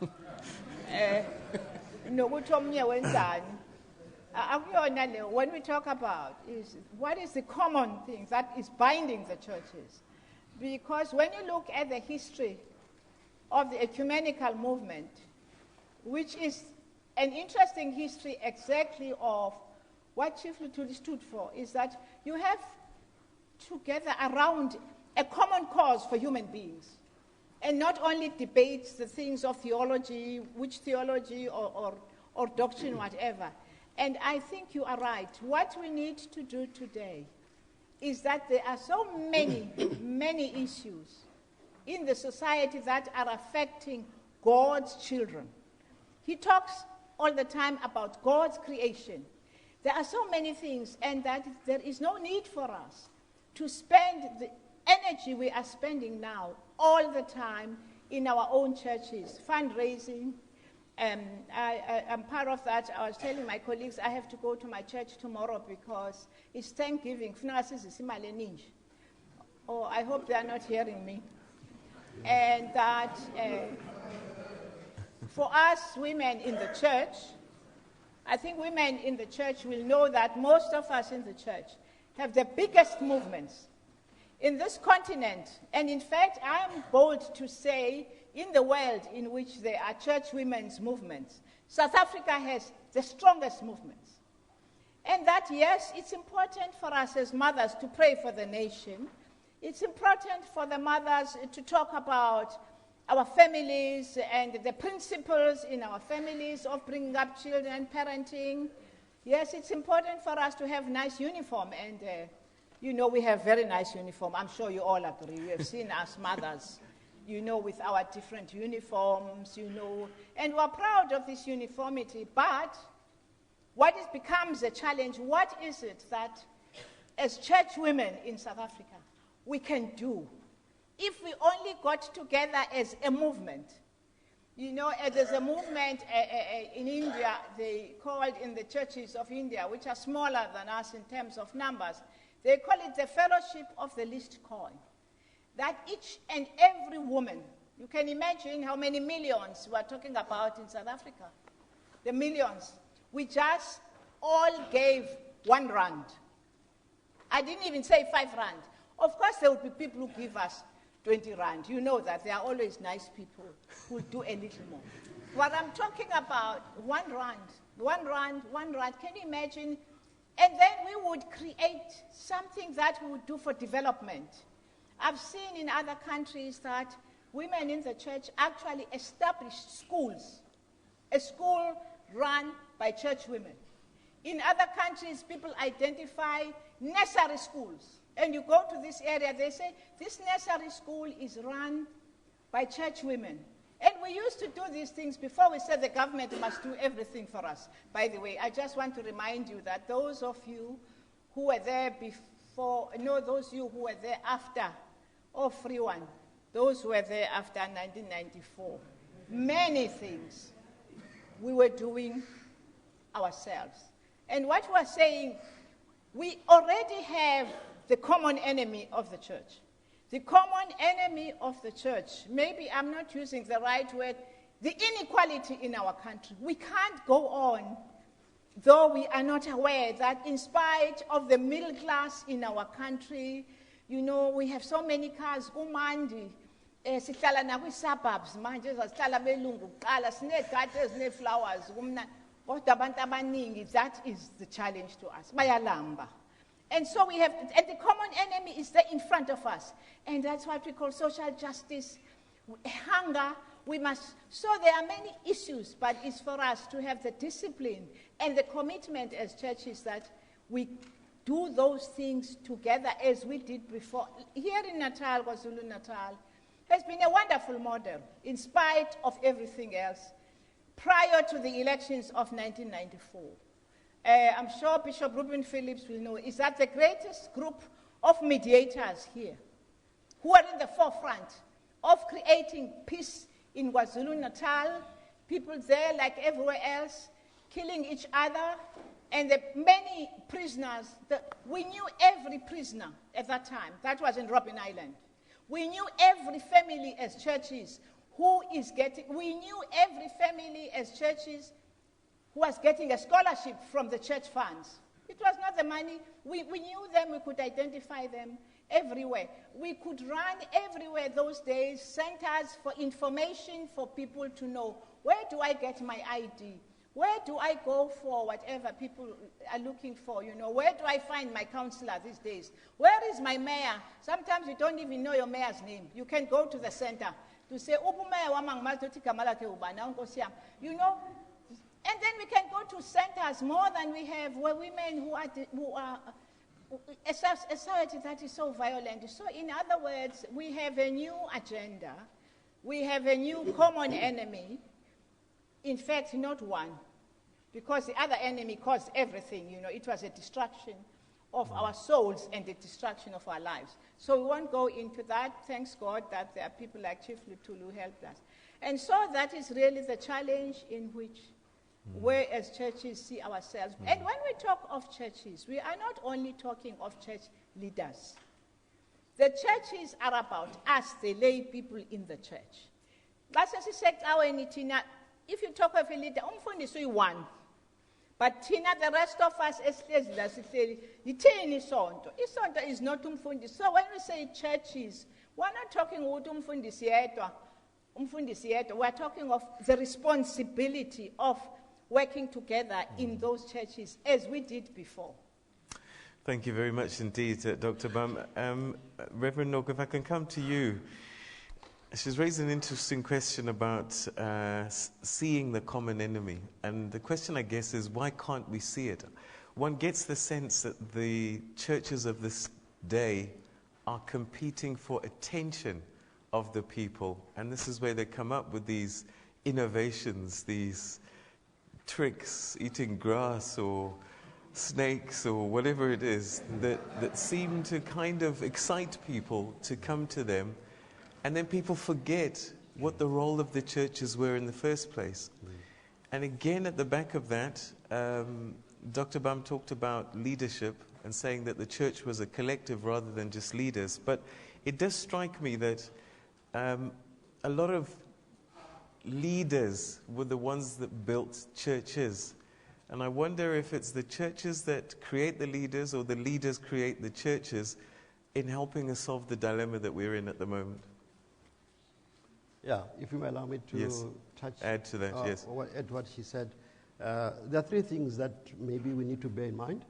That is, we receive the church in Africa as a divided reality, right? In denominations. So that reality existed. Without us understanding the reasons for the division back where the missionaries came from. There were a number of personal, theological, church reasons, and also cultural reasons, which were not fully transferred to us as the new community in Africa. But we inherited those lines of divisions. Those lines of divisions among the churches in Africa are primarily designated by the uniforms we wear. The women's uniform, sometimes even for the clergy, the pura-pura-tse. The other one is that we had theological schools, therefore, were built on those division, the lines of division. Lutheran seminary, Anglican theological seminary, Presbyterian, Methodist, and so on. And the differences which existed were entrenched among the educated, while the congregations don't really know what the reasons why I cannot commune with the Anglicans and Methodists and so on. Why is there no common communion? When the Lord's Supper is not belonging to any church, it belongs to Jesus Christ. Every minister of the word and sacrament is called upon to act as the one who conveys these gifts to the people, and not to use that as some kind of punishment and sanctioning people with that. That's not what the Holy Sacraments are for. The other, I think, that we should remember is what Albert Luthuli did.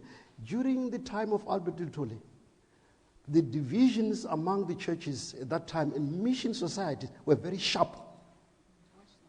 Worse than now. Now we don't really have anything. They were sharp.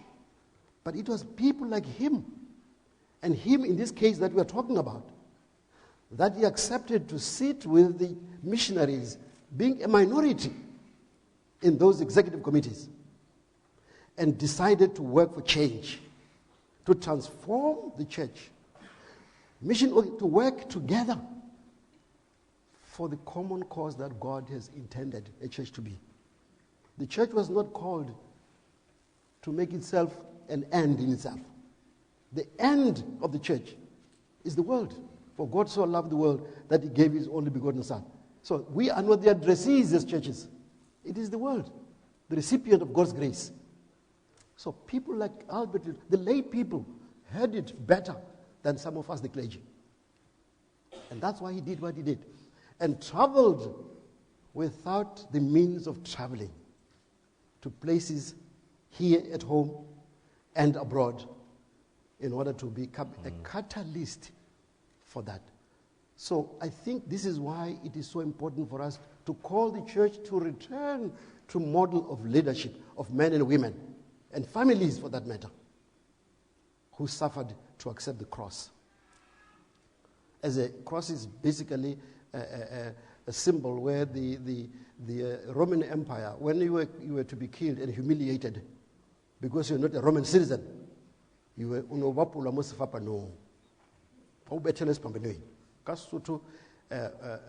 And Albert uses the concept again, Mr. Moderator, the concept of to find freedom is via the cross. We have a saying that mutu ke mutu ka batho.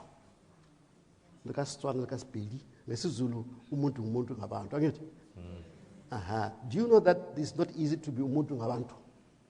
It's a task. It's not. That is the cross. It's one of the expressions of the cross. You cannot do it. It's very easy for me to get along with my friends, but some of the people I meet, I really want to avoid because it's difficult to deal with them. So umuntu ngabantu is a task. It's a calling and a task. So let's not just make that statement very simple. That is the cross, among other things. Now, the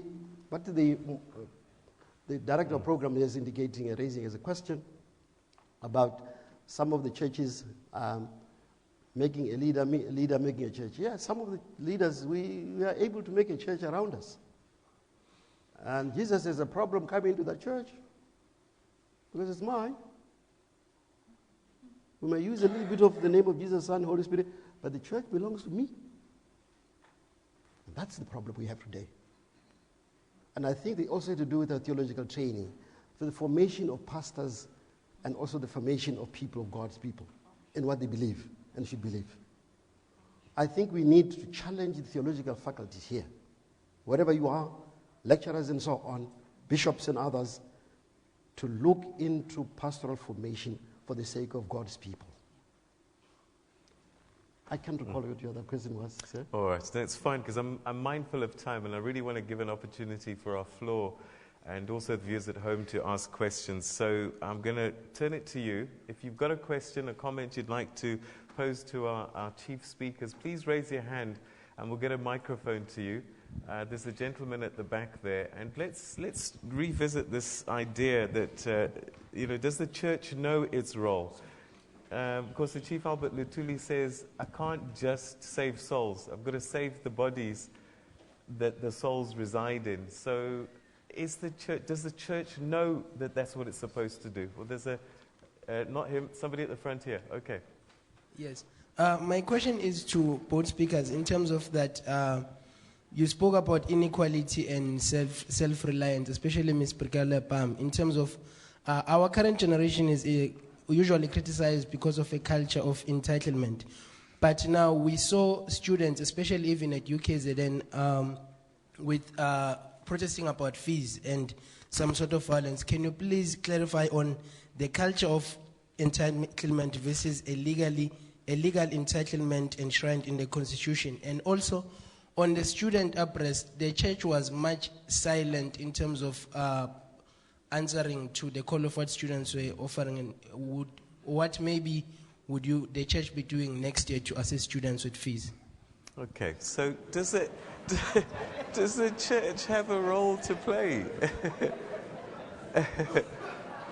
So does the church have a role to play? Because during apartheid there was an issue, and now #fees must fall. Where's the church? Well, Yeah. as far as I remember, you are partly correct when you said there was some silence, but it was not quite as silent. There were initiatives taken, and I think pastors and bishops gathered in various campuses, met the administration and met also the students, and stayed there on campus for a number of hours in recognition of the crisis in which we are as a nation now.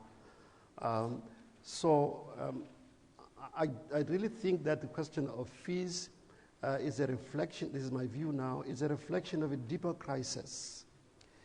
In my church, we are currently organizing a private university that is due to open very soon.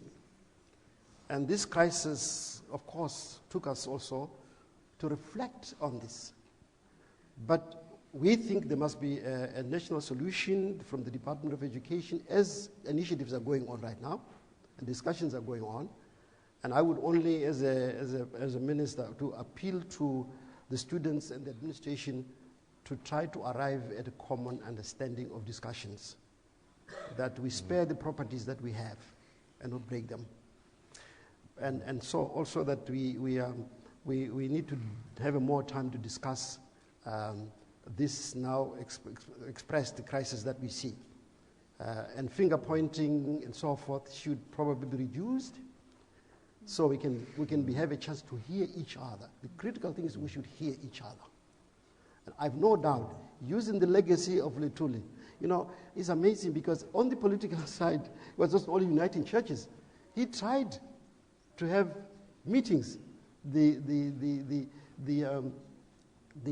Congress of the People was bringing all kinds of elements within society and representatives to express a view on issues. I think the model is there for us to follow. The legacy and the values of his are there for us to follow and to use, and we can find someone. We can find each other. Okay, we'll come back to that again a little bit later on. I just want to get to another couple of questions before the break. Stand up where you are. Okay, where's the microphones? All right. Do you want the lady in the front? Do you want to stand up and so they can get a microphone to you? There we go. Oh, sorry, over there. You'll come next. You can start. Yeah. Okay. You'll be next, ma'am. Yeah, Thank you. speak. I just wanted to ask and to clarify that as far as I know, Chief Albert Luthuli was a person who was respected by all communities, especially, in South Africa. And there are other religions, like the Hindu religion, the Islamic faith, and so on. And whilst we talk about ecumenical nature, and his initiatives in promoting ecumenical thought, I think we also need to reflect on his initiatives on a wider level at interfaith respect and building that interfaith movement. Because as far as I remember, in the Congress movement, one of the basic things was this interfaith respect. Talk about. I can talk about it. Okay. If you could comment, both of you, quite briefly on that. Yeah. I'm just mindful of time.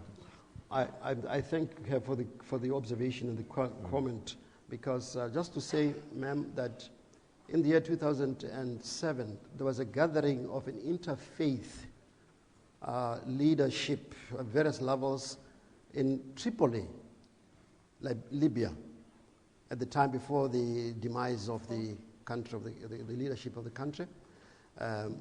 And we met there because we recognize exactly that what you have said. Albert Luthuli's penetrating ideas that went beyond the Christian community and his friends around Stenga. I've been looking many years ago when I was a student for the house where he was meeting with people in Stenga within an Indian shop there. I never had the privilege because we were not allowed, because it was banned. So we invited Dr. Luthuli, his daughter, to come to Libya.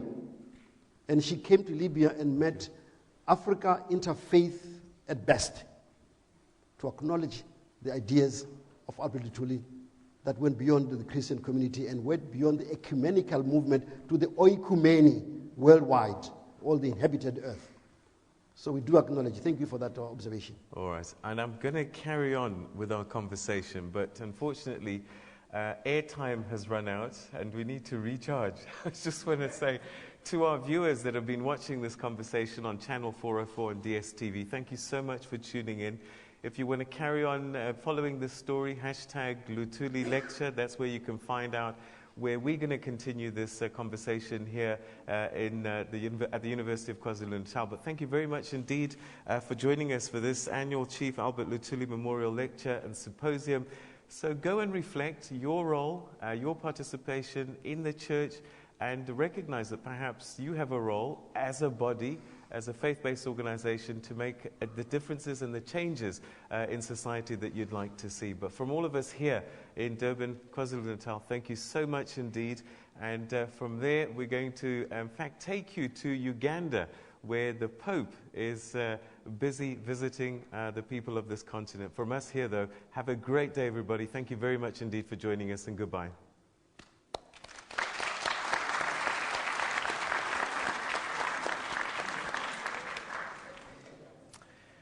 Right, from the TV world, we're back to our intimate space where we can continue with our conversation now. So you've got the question, I think, that you perhaps wanted to just tag on to the back there, or not? I just want to make a comment to say that there were, to agree with Dr. Noko, there were discussions with some of the churches, not all of them, trying ways and means of doing a number of things. One was mediation, and the other one is exploring the kinds of partnerships we should begin to have with the government, because problems of this nature cannot only be solved by the government alone. We are also part of government, and we also have some functions that we can do to assist. And we hope that this would be an opportunity for us to have an enlarged group of people, of course government being the leader of that, who would also look at this discussion, because it has implications for the future, but it has implications for families as well, because these young people are coming from families, and so there is a future and immediate that we are talking about. And the long term is as important as just solving the problem of today. All right, we're going to the floor again, but just before we do, one thing that's just come through to me as well is when we talk about the leadership of Nkosi Chief Albert Luthuli, he recognized the pressing social, moral, spiritual, ethical, and political issues of this day. And I just fear that perhaps we are reacting to situations, and that maybe the church needs to be more proactive and seeing things in advance. The hashtag Fees Must Fall thing, we knew that there was poverty. We knew that there's unaffordability. Isn't this where the church should be? Almost like a radar of the pressing issues before they become big problems, to deal with those.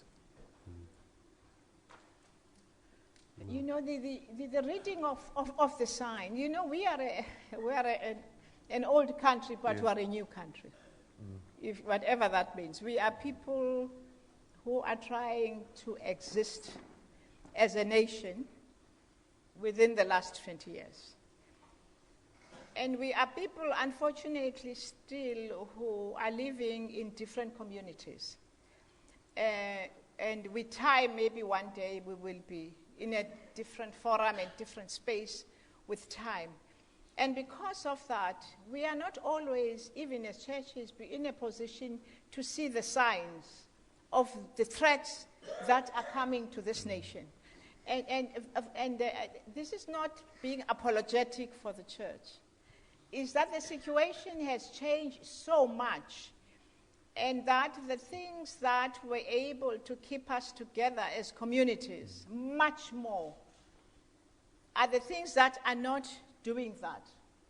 And there is really a crisis that all of us are facing as leaders, and I'm talking of leaders in their totality.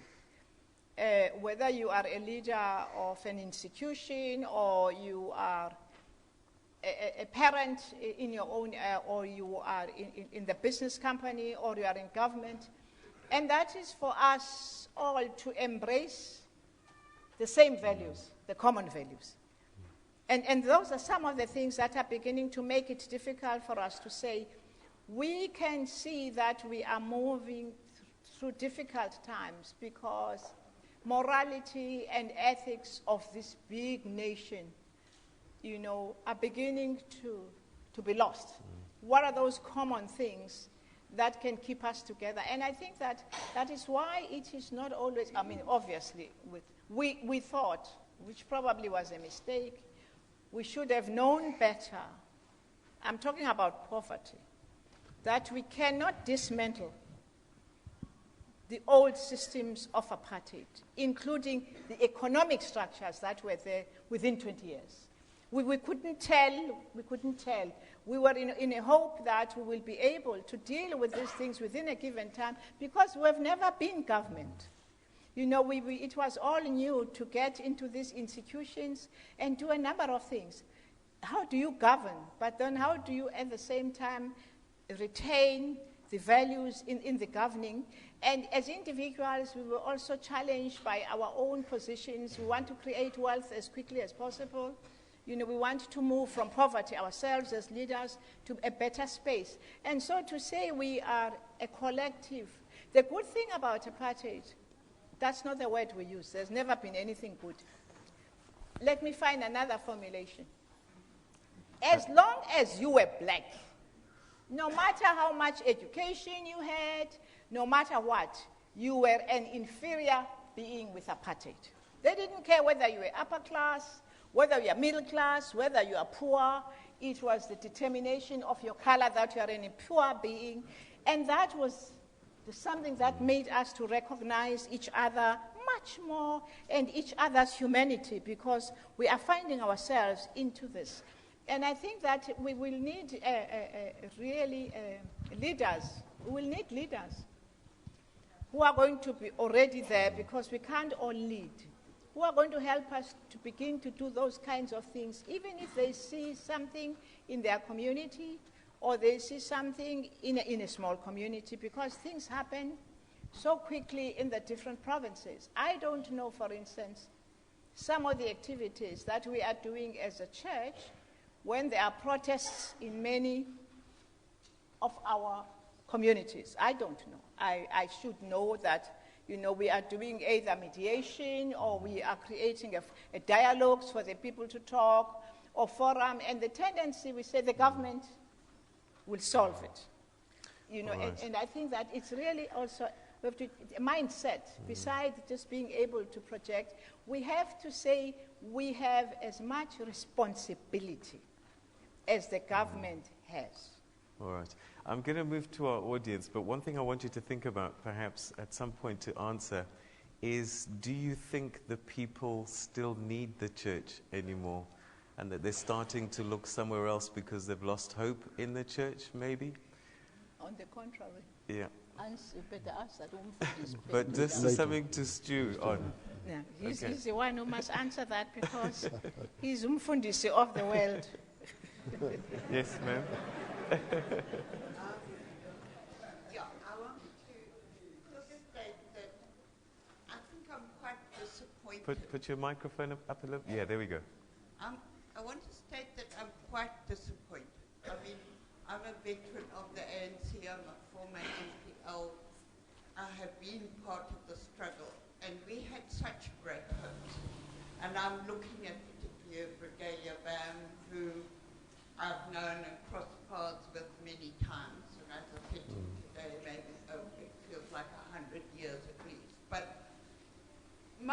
concern is we are not filling the gap left by the great leaders such as Chief Albert Luthuli. We have such a gap in leadership, and I feel there's a growing gap even in the faith-based organizations. The kind of leadership, the morality, the imprinting on people's lives is just not there at the moment. Although, as Brigalia said, there are hundreds of leaders in the country, but somehow or other, the face of leadership and the silence of those who are concerned by what is happening in our country and the leadership of the people as government now, which is becoming more mina, and what can I get for myself sort of thing. I just want to ask, why can I, as a citizen of this country of many years standing, not be able to find the answers to this unraveling situation? And I'm asking the leaders there sitting in front of me, Okay. what can happen? What can be done? All right. So she's raised a number of interesting issues, and some of them you started speaking about. Brigalia, you spoke about a culture of self-reliance that we need to start bringing back. And we explored this idea of leadership, didn't we? And I asked whether it is the leaders that inspire or is it the churches that create the leaders? Because I'm getting a sense that people are looking to leadership. But between the two of you, you've talked about a new way of thinking maybe, that the church is a collective and it's not about individuals. And that might start to fill this need of finding a leader to save us, a new Messiah or whatever it is that people are looking for. Your thoughts? Yeah. I think you're specifying the question specifically for where we are, our country here. You know, the truth of the matter is that it is also true. It is also true globally. The crisis of leadership is a global matter now. It is also in religious communities, it is in political circles, economic circles, and so on. For the Republic of South Africa, one thing that I think needs to be borne in mind is that we have been living in a country that was isolated by the world. Sanctions were applied, and now we are reconnecting to the world. And that reconnection, if you imagine a pipeline, you're connecting with others, and the water from other parts of the world are beginning to flow into yourself. There are other things that come in that water. So the economic variances that we are experiencing here, some of them have to do with not our fault, but other global realities that we have to connect with. And there are elements that, of course, I think your point is that we need to take time to focus exactly as to analyze our situation and understand it, hoping that also the global community at leadership level are doing the same. So that disappointment you would find, I think, I can only say that. I lived in Europe now for 32 years before I came home. And I can tell you exactly that question you raised is a Swiss question. It's a Canadian question. It's a British question. It's a German question. It's the Slovak. The Slovaks are asking this. The Baltic states. The churches also there are doing the same. I don't know how I realize when even the election of popes now, they're taking me longer. Because of what you put your finger on. So the only prayer I offer and ask is that let's do it honestly. Have the opportunity to listen to each other in order to make our own contribution towards the general solution of the wider problem that is more than ours, but also specific to our own country. What can we learn from the students? Because if you ask people who led that movement, #Fees Must Fall, they cannot tell you. But there just seems to be, they came together under a cause. How do we create churches like that, where people just get it, that something needs to be done, and people galvanize and it happens? I use, because there is in the old biblical times, because we are probably familiar in every religion, whether Islam or Judaism or Christianity, we are familiar with the prophets. Prophets were the most sensitive people in communities who alerted even the kings and the pharaohs, hey, this is Moses, let my people go. That is a prophetic statement. We had in people like Albert Luthuli, our own social prophets who try to speak to our own regimes.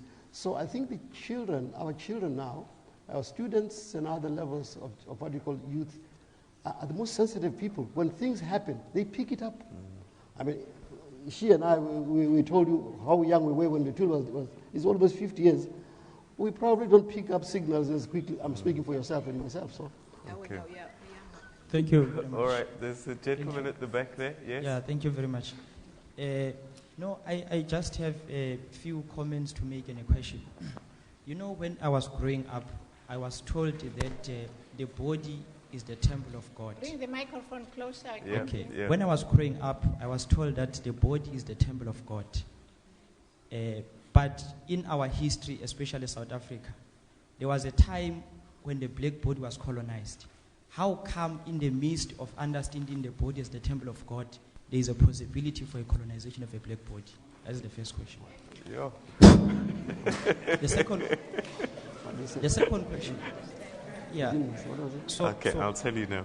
Yeah, so as far as that question is concerned, basically, is how far have churches gone to decolonize the black body? Just like Dr. Brigalia Bam has said, that regardless of whether you're middle class or upper class, the fact that you are black, you were dealt with. That is the question. But lastly, what do you make of a situation in which, of course, our panelists are saying the church is not the pastor or the priest, it is the community. But also there is a paradox in a sense that there is now a shift from the traditional notion of a church, where the church was the community and the community was the church. That is why a church was found in a community and it would remain unvandalized. But now there is a notion of a family church, which for me is an attempt to privatize the word of God. Yeah. The word of God has become a private property. When you move from the traditional notion of a church, which is community-centered, to a family church, it means decisions are basically taken in a bedroom. And therefore, the community is nowhere to be found. Now, let's be true and practical in what we suggest. And the whole notion of the family church is a growing phenomenon, coupled with charismatic churches. Decisions are taken somewhere, the congregation comes, and it is being told about salvation. And there's a disconnect between the text and the context, which people like Chief Albert Luthuli used to put together. Thank you very much. Okay. Wow. Okay, you can see what the University of KwaZulu-Natal is doing. It's just developing these minds that are analyzing things at a very, very philosophical level. And so, just to clear up the first portion, he said that we were taught that the body was the temple of God. The body was colonized by apartheid. So he's concerned about this colonization of the black body. How do we guard against these kinds of things, the colonization of the black body? And then he talked about the church community and the church being one and the same thing, and they functioned and worked in each other's spaces. But nowadays you're seeing this development of things known as the family church, which is almost like the privatization of God's word. So again, a huge concern for this young man. And I think you're going to get an A grade, a 1 on your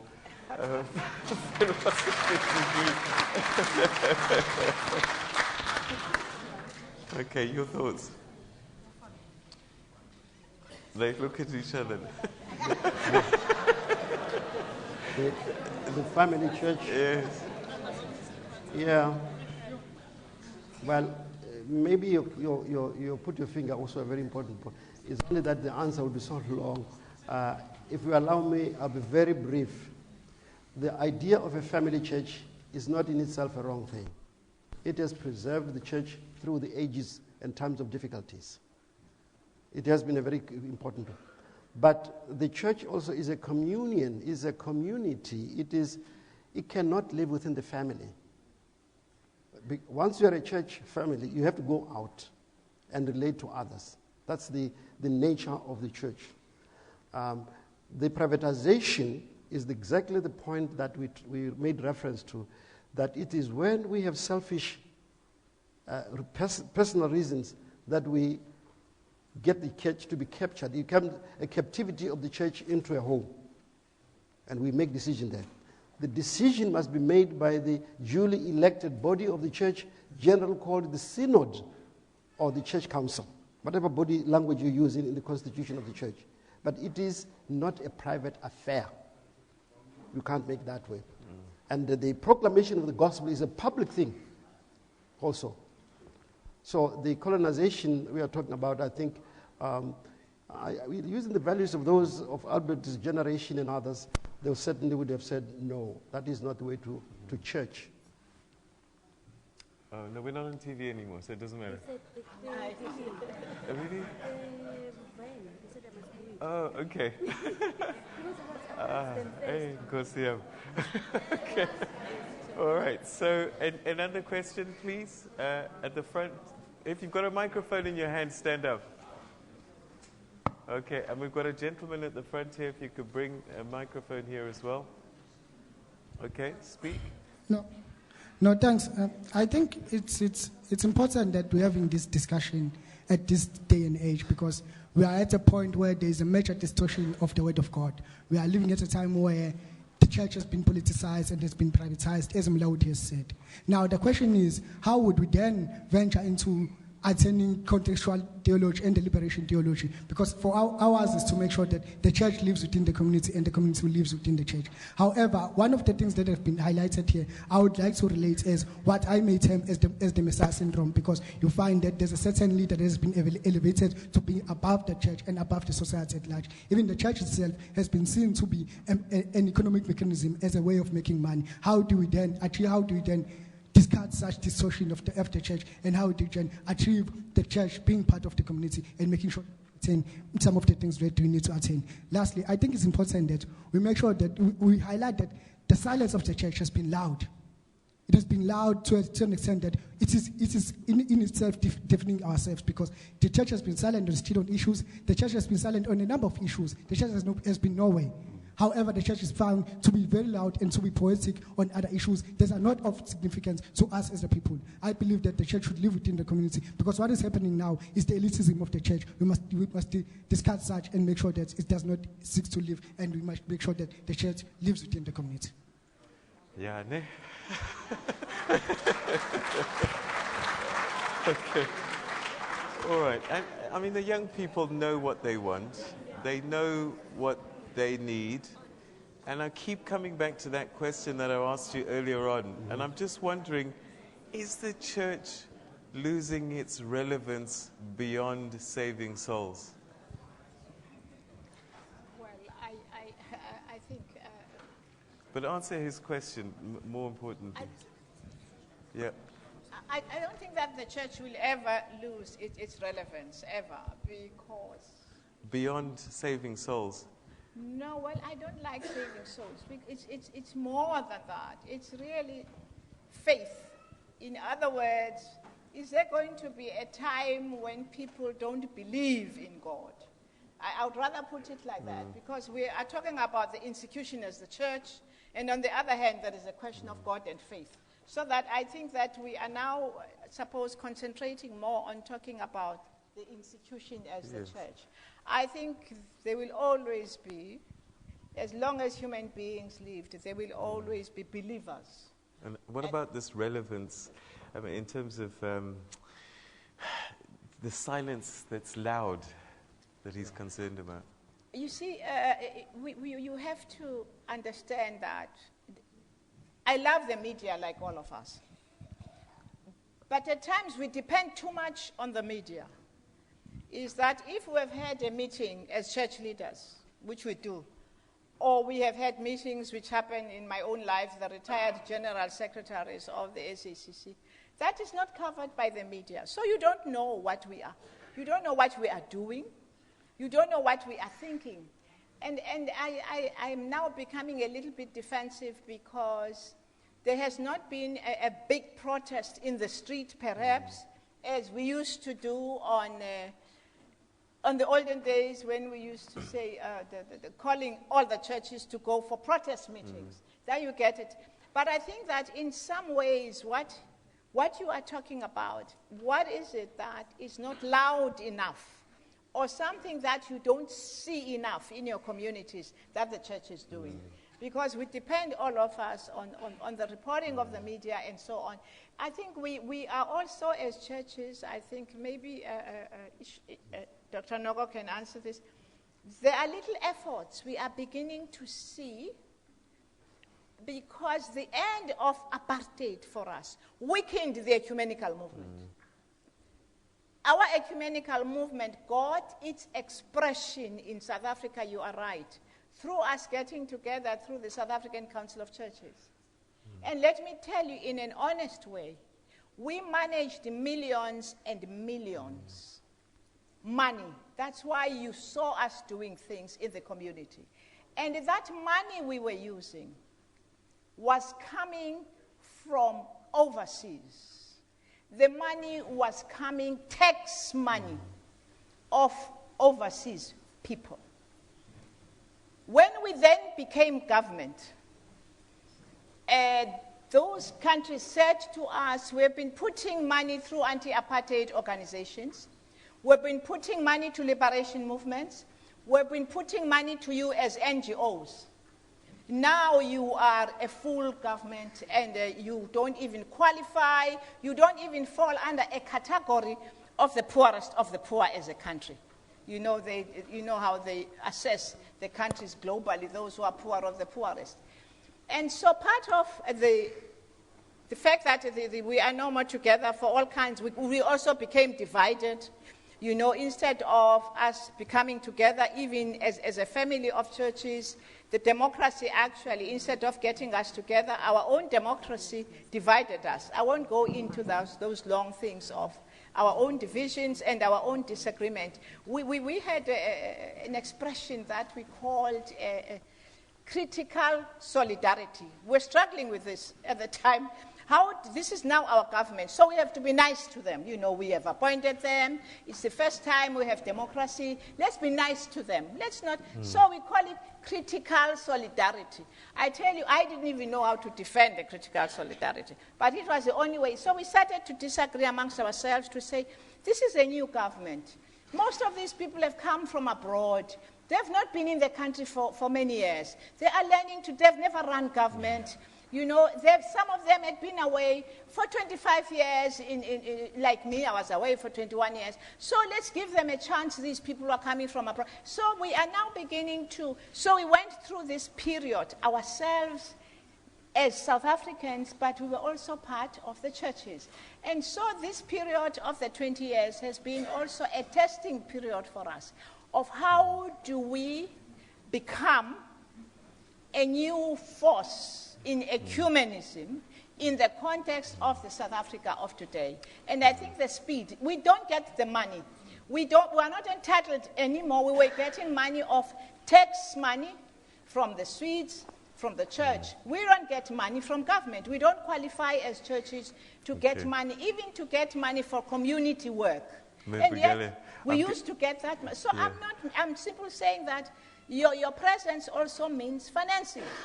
Okay. And we cannot get the money from congregationists, the millions that we used to get. Our funds, for instance, for defending people, as an example, used to go for lawyers in millions of dollars for us to be able. Now we don't have that kind of money anymore. So it's not an excuse. It's to say this is a process for us in these 20 years, and I give you kids another 3 years. You are going to see big things. Okay. I promise you. All right. I'm going to jump in there just because we're running out of time. And I think something else that I want you to park, because that was the other thing, a leg of his question, is his experience is that he's not seeing the church in his community. And there must be a reason for that. Maybe you're not tweeting. I don't know. There's a reason why he's experiencing that. But I want you to think about that. And I'm going to get two questions. I'm going to get two questions at the front. One here and then the lady there.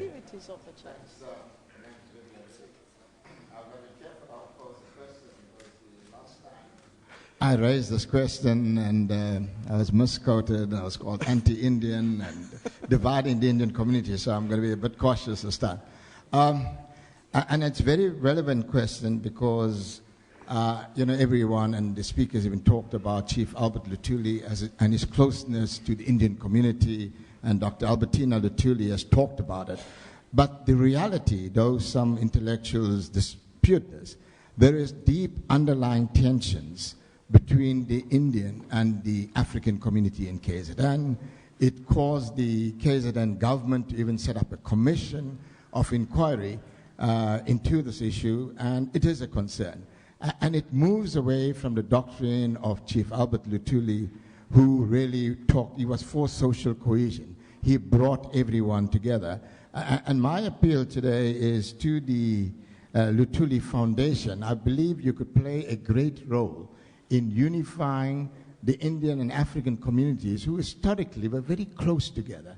We fought the apartheid together, and I'm repeating this, though some people believe it's wrong, that before 94, we believe we were closer, and we seem to be going apart.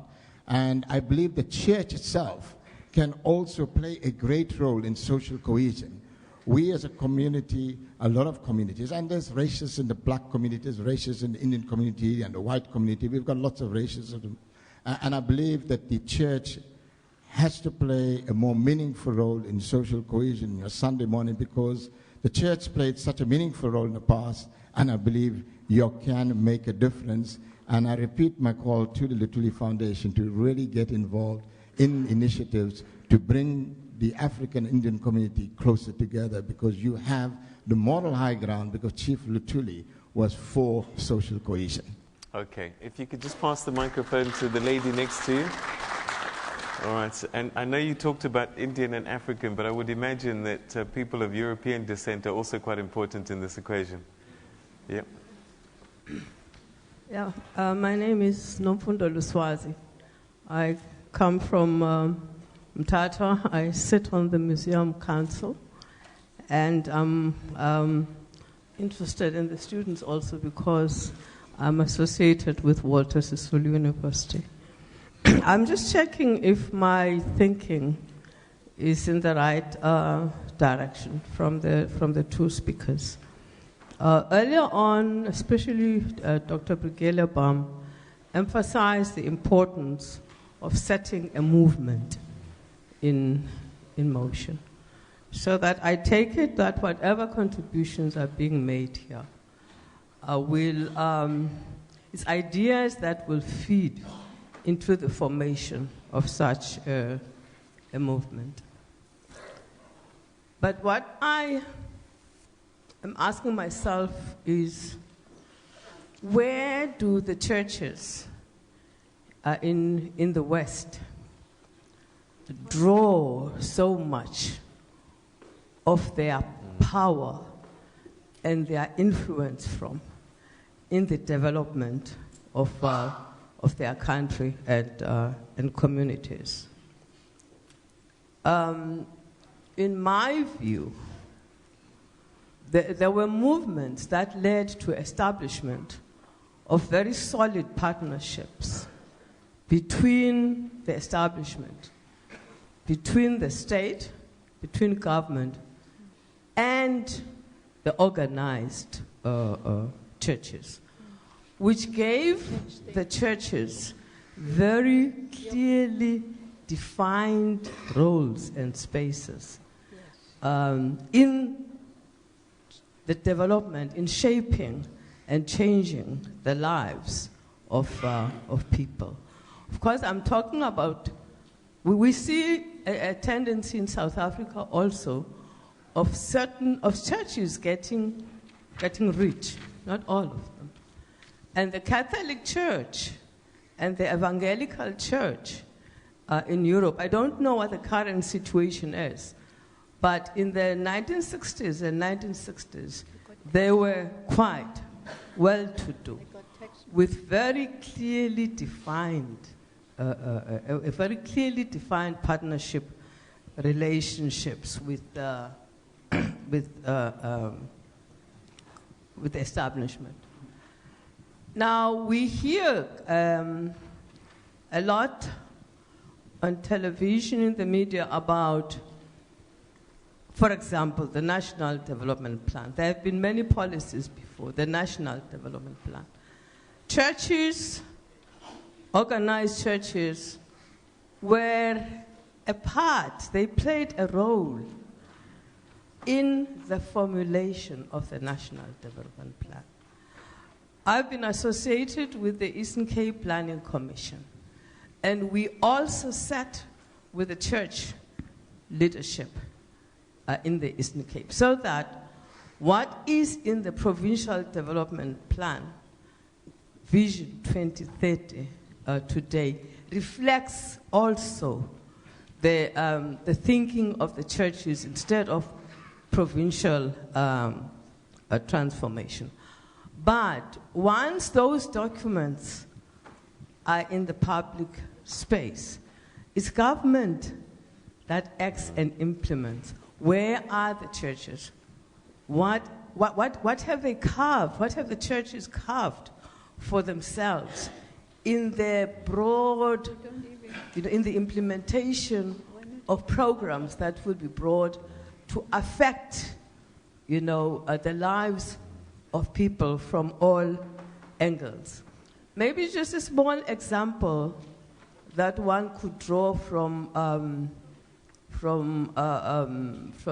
the European movement of the 60s I was talking about. Students were raising their concerns here earlier on. And what dawned on me was that students were very radical,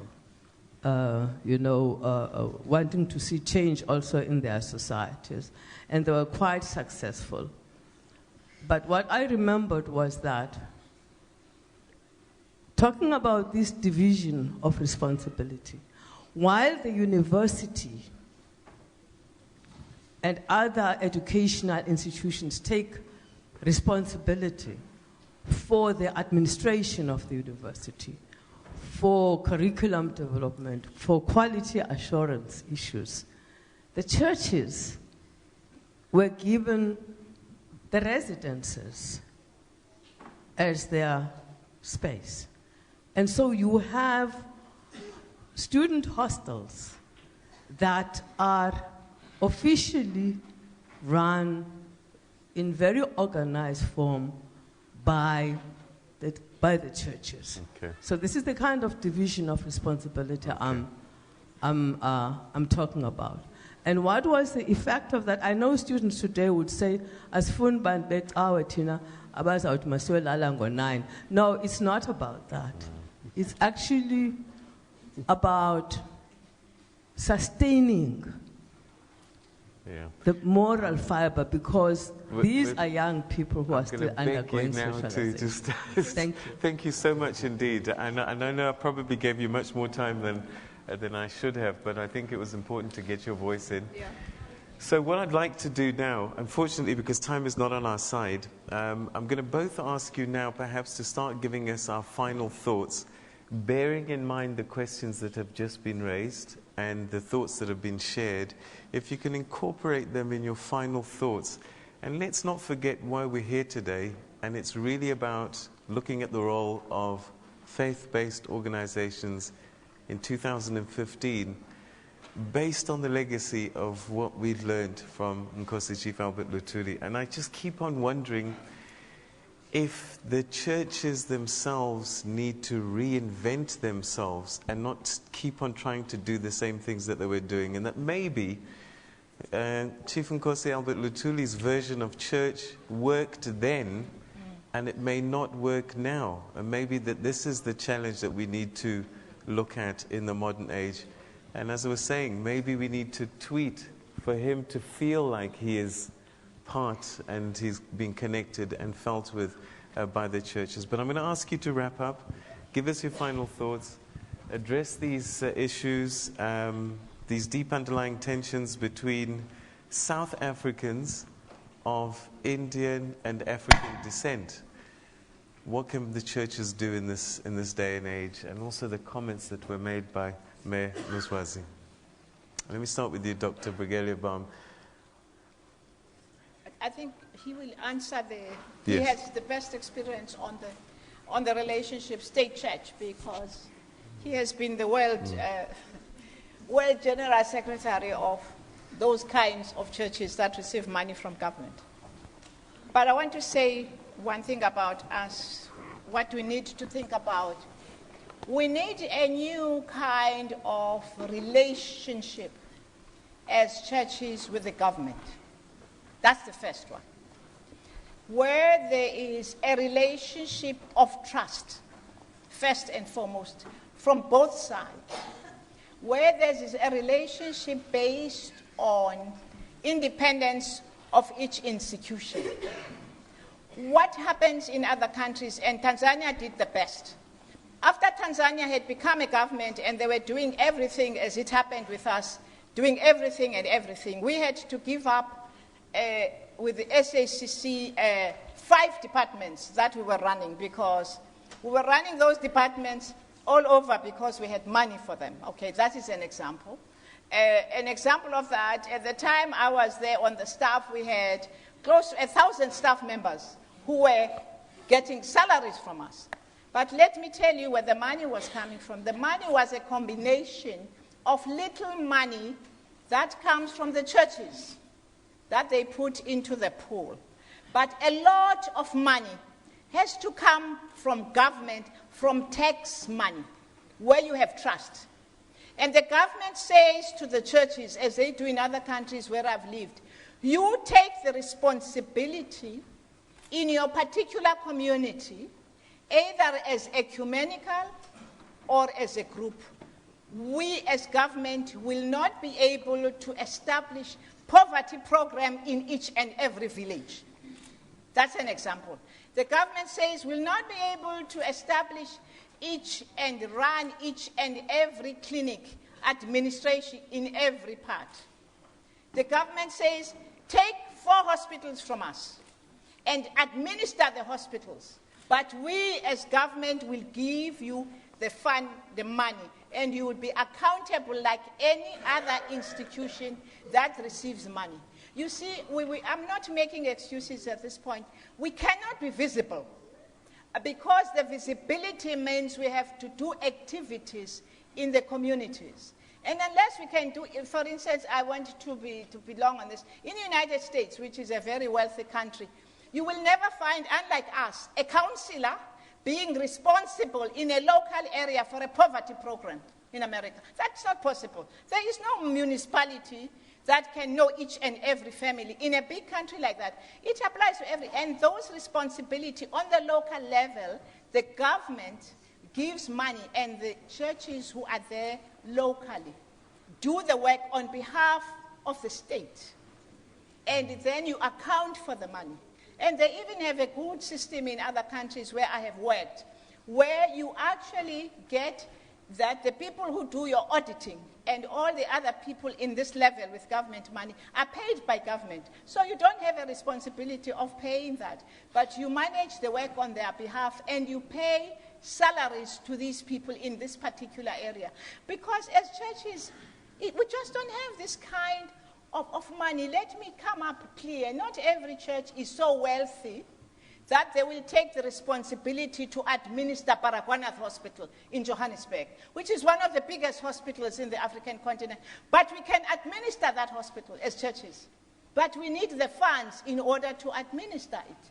And that could apply to, I'm just giving examples where the government feel you take this responsibility, we will fund you for it. And then we become visible. If we say we want to run private schools, private universities, I mean, I looked at Zimbabwe, I'm so envious. In all their troubles, they've set up this big university, the Methodist Church. And they're poorer than we are, but you know, they get a subsidy to do the.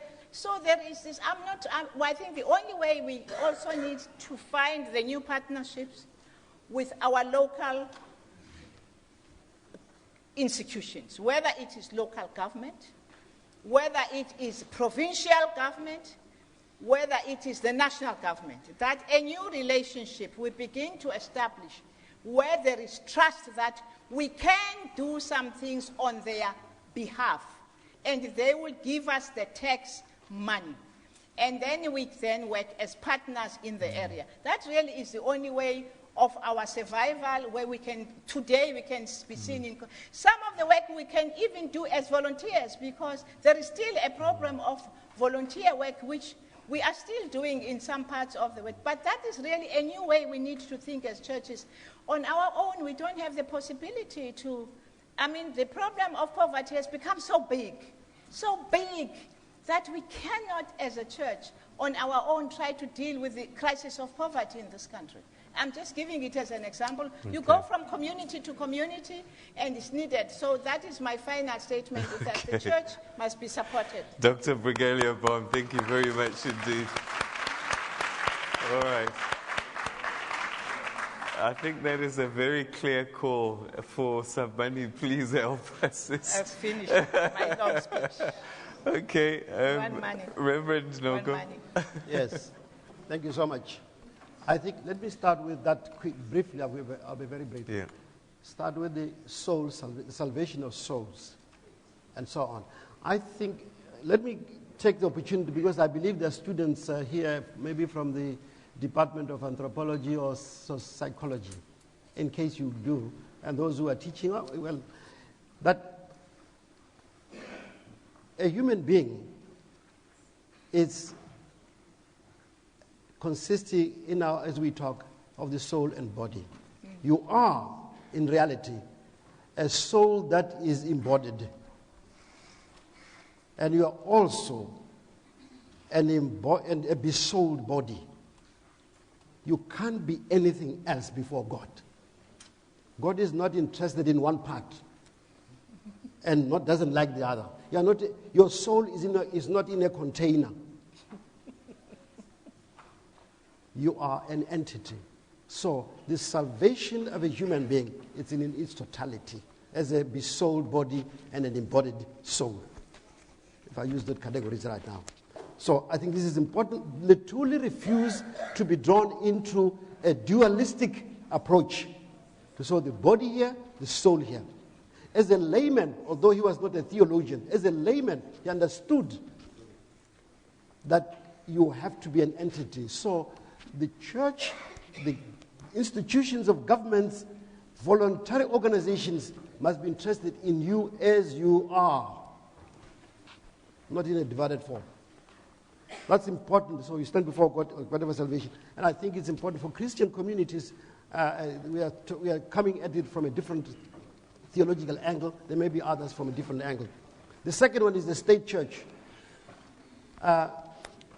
We have been, Brigalia has put it very well, that we have been okangezile, bompempeya lapisa.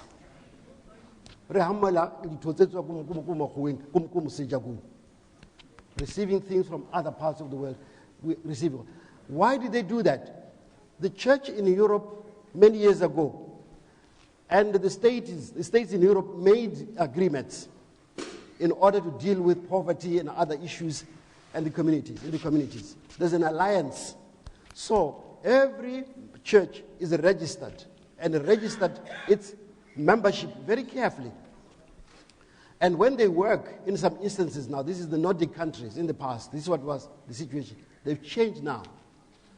Every single person will voluntarily or be asked to consider a small amount from their salary every month. And it's deducted, whether it's 1% or 2%, it goes to the Minister of Revenue. And the Minister of Revenue will receive from the churches in that country a correct statistics of membership, with how many Catholics are there, how many Lutherans, Methodists, Anglicans, Pentecostal, Salvation Army, and so on. And they divide the collected money and that you send to you according to the membership. So that's how the churches managed to run their own affairs. It was in the interest of the state to have a healthy church economically, but also it was also the interest of the church to have a working method, a mechanism of collecting membership of the church back to the church. So that's how they did it. But now they are going through a change.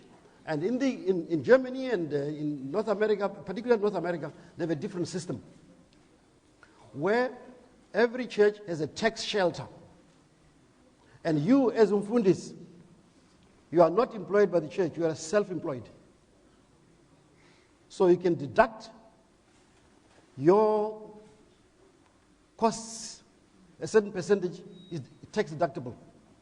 And the church also has this possibilities of giving a certificate so you can deduct, by giving to the church, you can deduct a certain percentage from your costs, your tax, your revenue, your tax, your SARS, in other words. So that design has been made. We here in Africa, we have never entered into a conversation with our governments. I tried. Let me give you an example. Namibia, because I'm a Lutheran, Namibia is 85% Lutherans membership. So every cabinet member, 85% of the cabinet is Lutheran. And every prisoner is a Lutheran. In other words, if you take that formula across. We talked about why can't we do the same as Norway, Sweden, Denmark, even Finland, to introduce this. Basically, they said yes, they can do it, because they do that already for the trade unions in Namibia. So we can enter into a similar arrangement here. And should we do that, and successfully, there will be no day when we are going to go to Europe to fundraise. I can tell you that. We have enough tax to collect from, even during the hard times here, for the needs of the church. And secondly, it will avoid the privatization of the church at home. People are privatizing church to raise money for income for their own self. That will be avoided. Visibility of the church. Lastly, the visibility of the church, of course, is a reality that the church has always been struggling with the question of visibility. But I think it is not a question of visibility. The question of the church is, if you take you are the salt of the earth. If the church's work is qualitatively good and is felt, it's not a question of numbers and how much you appear, how many times you appear on television and so on. It's really what kind of service you deliver to people of God in need. That is what it is. Whether it's management of Sunday school, university hostels, which is a good idea, I think, and also management of hospitals and so forth, which I think is a good idea. We have to do those, of course, not only as churches, remember. We are not a country where there are only Christians. There are other religious traditions here. So interfaith conversation on matters of supporting institutions that are adding quality and value to society is necessary. It's not a South African discussion here only.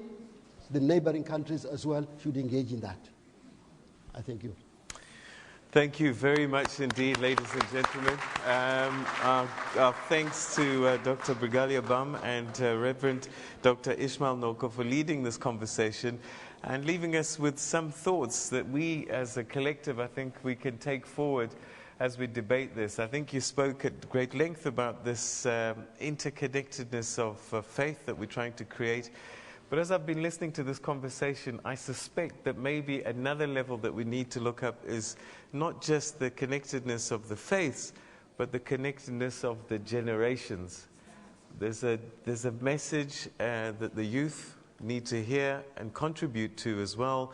And I get a sense perhaps that the church, whilst it needs to do its work, maybe needs to do it in a different context in the age that we live, much like the Christians in the early days. They were set apart from the ones before them, and the upper room started a new movement, and so too maybe the church needs to look a little bit different in this new age. But certainly I think the values ultimately stand the test of time, and we can learn from Nkosi Chief Albert Luthuli. So thank you very much indeed for sharing your thoughts with us and leading us in this discussion. A big hand, ladies and gentlemen, for our speakers.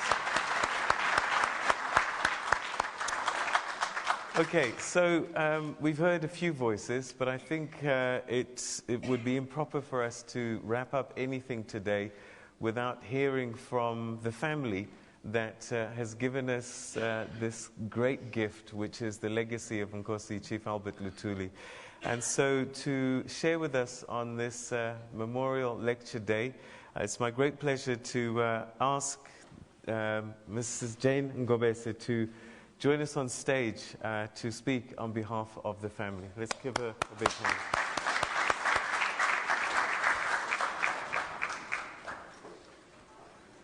Okay, I think it's closer here, man.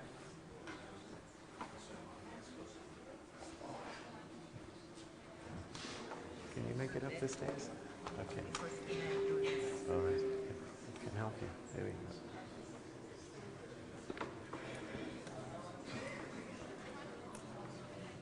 Okay. Thank you. All right. Thank you, man. Okay. Thank you so much.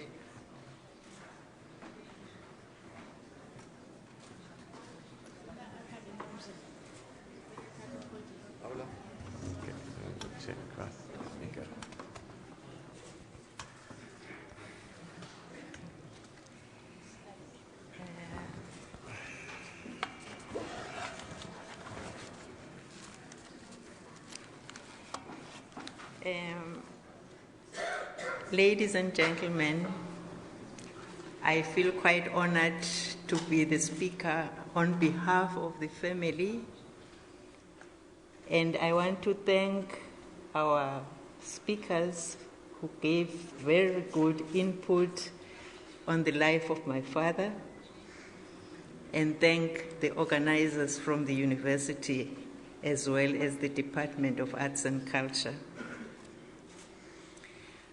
First, I want to apologize that I'm stepping into the shoes of Mthunzi Luthuli from the Luthuli Foundation. I cannot step into those shoes, they're too big for me. So I'll speak as a family member, not as a member of the Luthuli Foundation. And just before I start my short talk, I want to thank those who entertained us with music. My father loved music. I'm sure if there's communion between the living and the dead, he was clapping hands just like you are clapping hands now.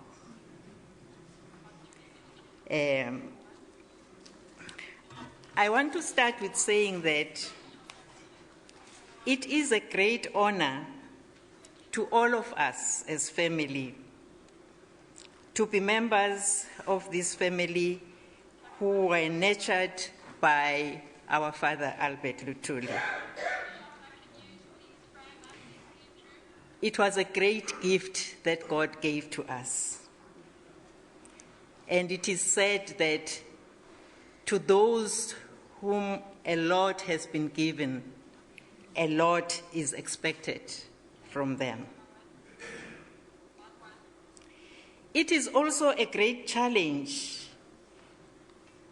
to us as family, because wherever we appear, people remember Luthuli and they think that we will be like Luthuli.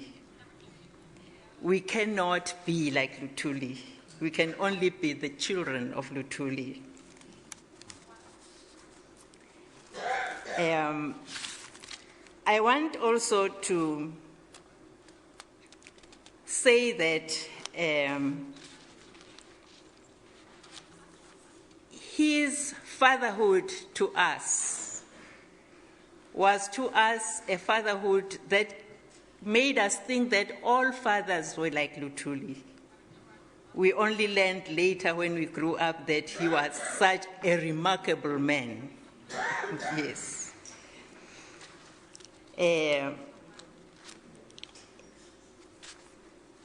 If there is one gift that Luthuli gave to the world and to us as his family, it was to say that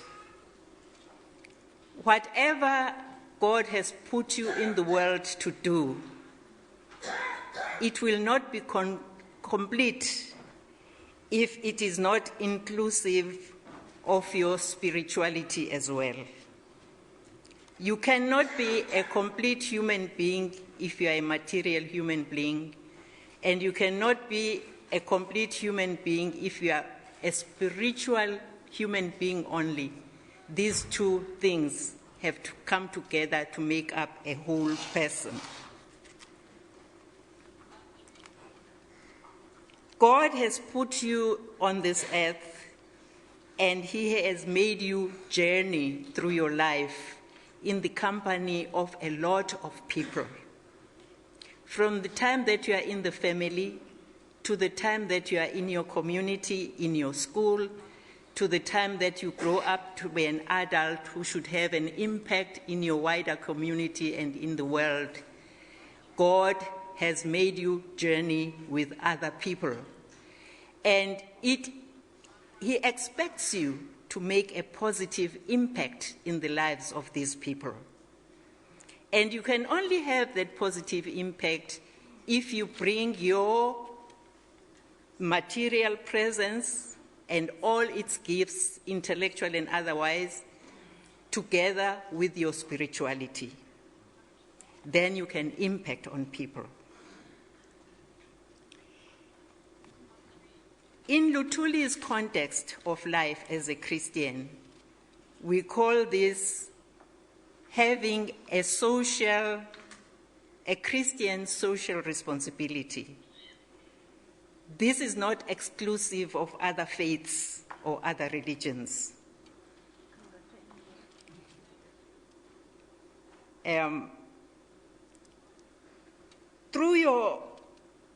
You can exercise this Christian social responsibility wherever you are placed in life.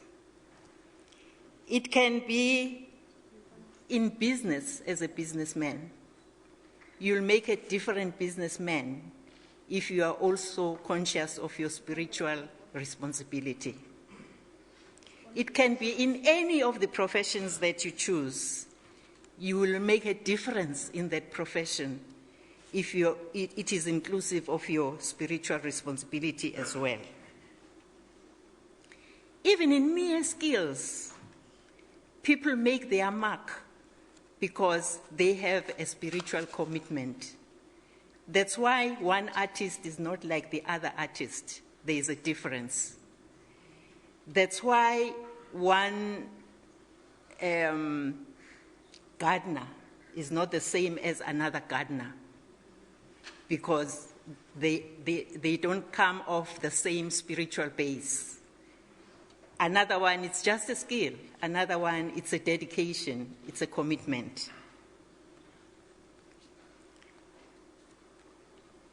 People tend to categorize engagements as high and low. There's no higher and low engagement. If you apply that you are a person of God who should make a difference where you are. Be you sweeping the street, be you a member of parliament, be you through your reverence for nature, you can make a difference in the world. Whether you are also providing people with homes in the building industry, you can make a difference in the world. In all engagements of life, we can make a difference in the world if we are committed and we also engage our spirituality in whatever we do. When I recall life with my father, there are a number of things that add value to all of us as his children and as his family. Today, I will mention only 3. The first one will be that my father was a very thorough person in everything that he did, from bathing himself in the morning to preparing his Sunday sermon, or even to preparing the many speeches for which he was famous and for which people would walk miles and miles to come and listen to Luthuli's messages. He would actually want the opinion of my mother in the things that he has prepared, or even listen to us as children, our comments, when he reads these to us before he puts them before the public. That was the humility, part of his humility. He also had a great respect for people. And his respect was not based on whether you were rich or poor, on whether you were educated or not educated.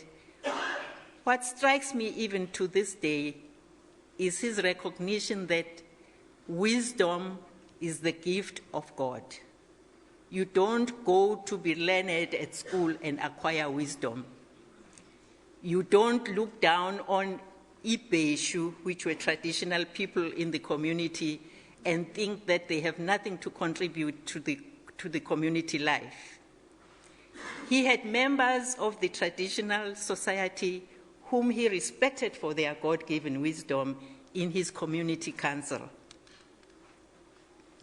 He respected young and old, and he was friends with a lot of young people in the community, following their progress through school and visualizing the future that they will make for the community and for the country. He also had a great sense of discipline. I want to say that in the 60s, he went down with a great illness at McCord's Hospital. He was in a coma for 3 months, and all that time the country was praying. And when he got out of that coma, it became evident that he had a neglected high blood pressure condition. And he was put out on very strict diet of high blood pressure. No salt, boiled food, no tea. There were no herbal teas in those days. There was 5 Roses tea and Joko tea. Now, I want to state that no salt diet to a person who, when we sat at the family table, the first thing he would take when his plate is before him is a salt cellar, and he would be talking and applying salt to his food until my mom would say, "You are still applying salt?" I would say, "I'm aware." And it was no boiled food to a person who was used to casseroles in the family.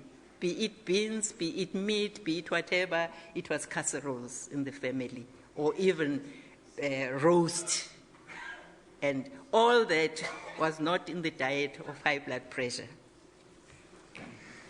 And for my father, the cups of tea were innumerable in the day.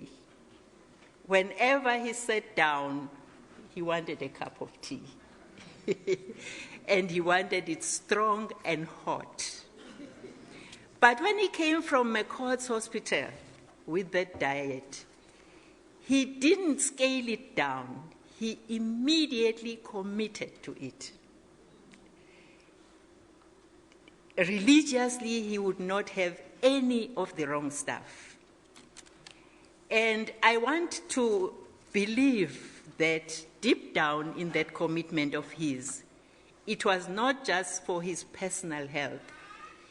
He was considering that salt and tea and fried food were such minor things to sacrifice his life in the face of his commitment to the freedom of South Africans and the freedom of Africa.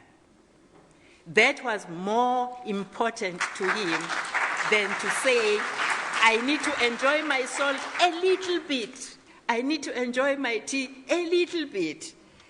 So that if we all can give up our salts and peppers and give up our boiled food in different versions and give up our roast beef in different versions, the sacrifices that we should make in the name of achieving for today the kind of life that we need to strive for as South Africans. I think that as family, that is the message that we got from living a life with our father, and that we want to pass on to you as South Africans. Thank you.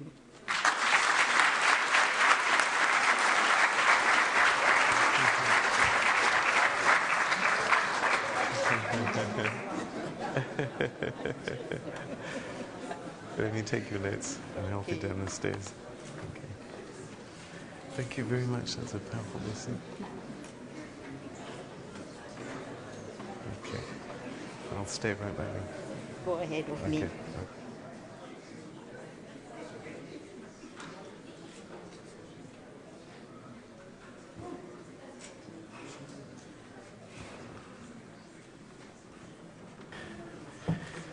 Ladies and gentlemen, please a big hand for Mom Jane Ngobese.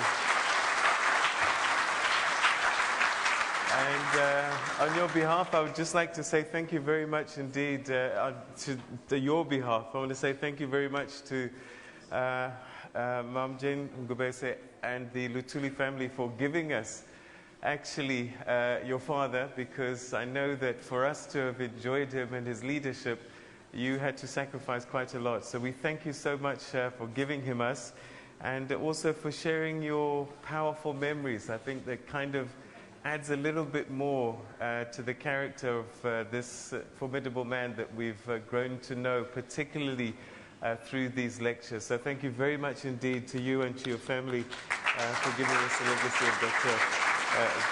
Albert Luthuli. Okay, so just a couple of more people I'd like to call upon, and the next one is the chairperson of the Luthuli Museum Council. Please put your hands together, ladies and gentlemen, for Mr. Jabulani Sitoli.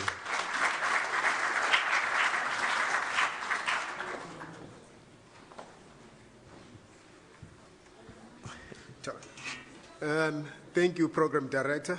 Let me begin by thanking you, because whenever you are given the responsibility to thank the people on the day, we often forget the person who made it possible for us to have a discussion like this. Thank you.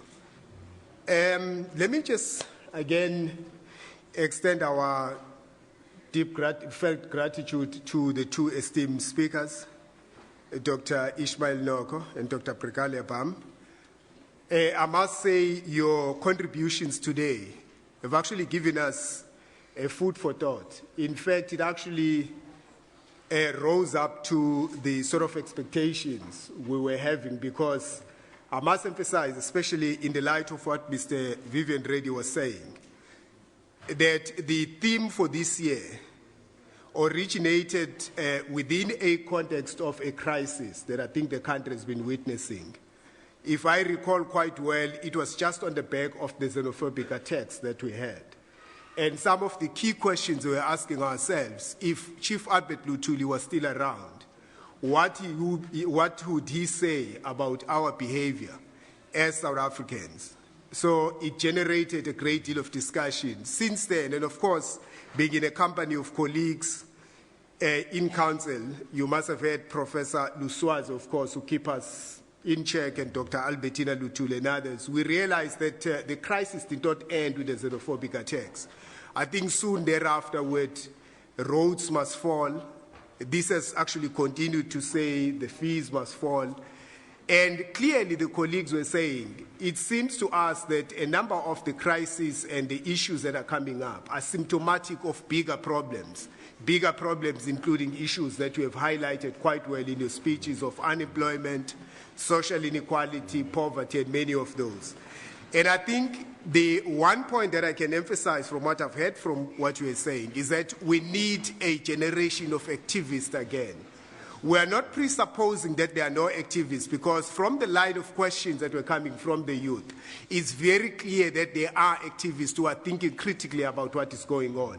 But very clearly from your speeches, it was very clear that we need to start communicating. And I think I like what you were saying as program director, that we need to think intergenerationally, because it was very clear even from Rhodes was Fall that we assumed that they were talking about these statues.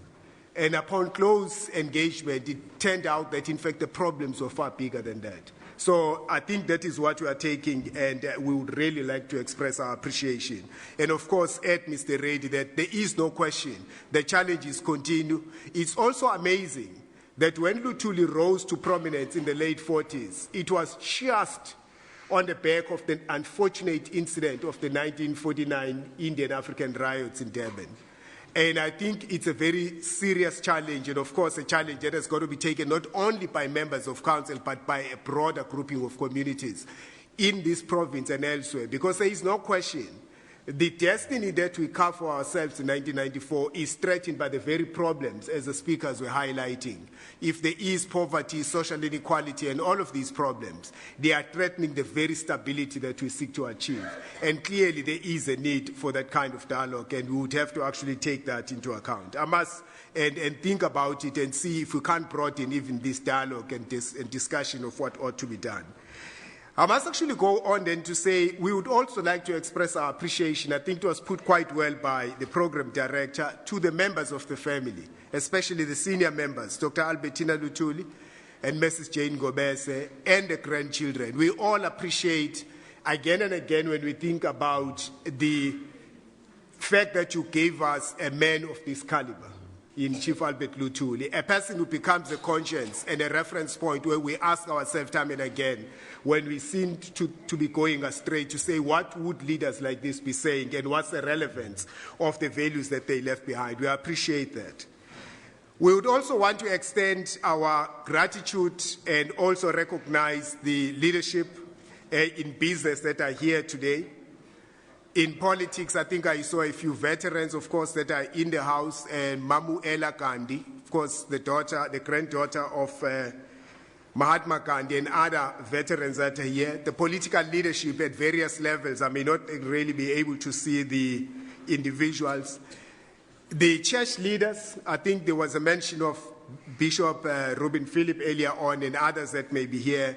The members, the leadership in the civil society, because you assume in a room like this, we also appreciate your presence here today.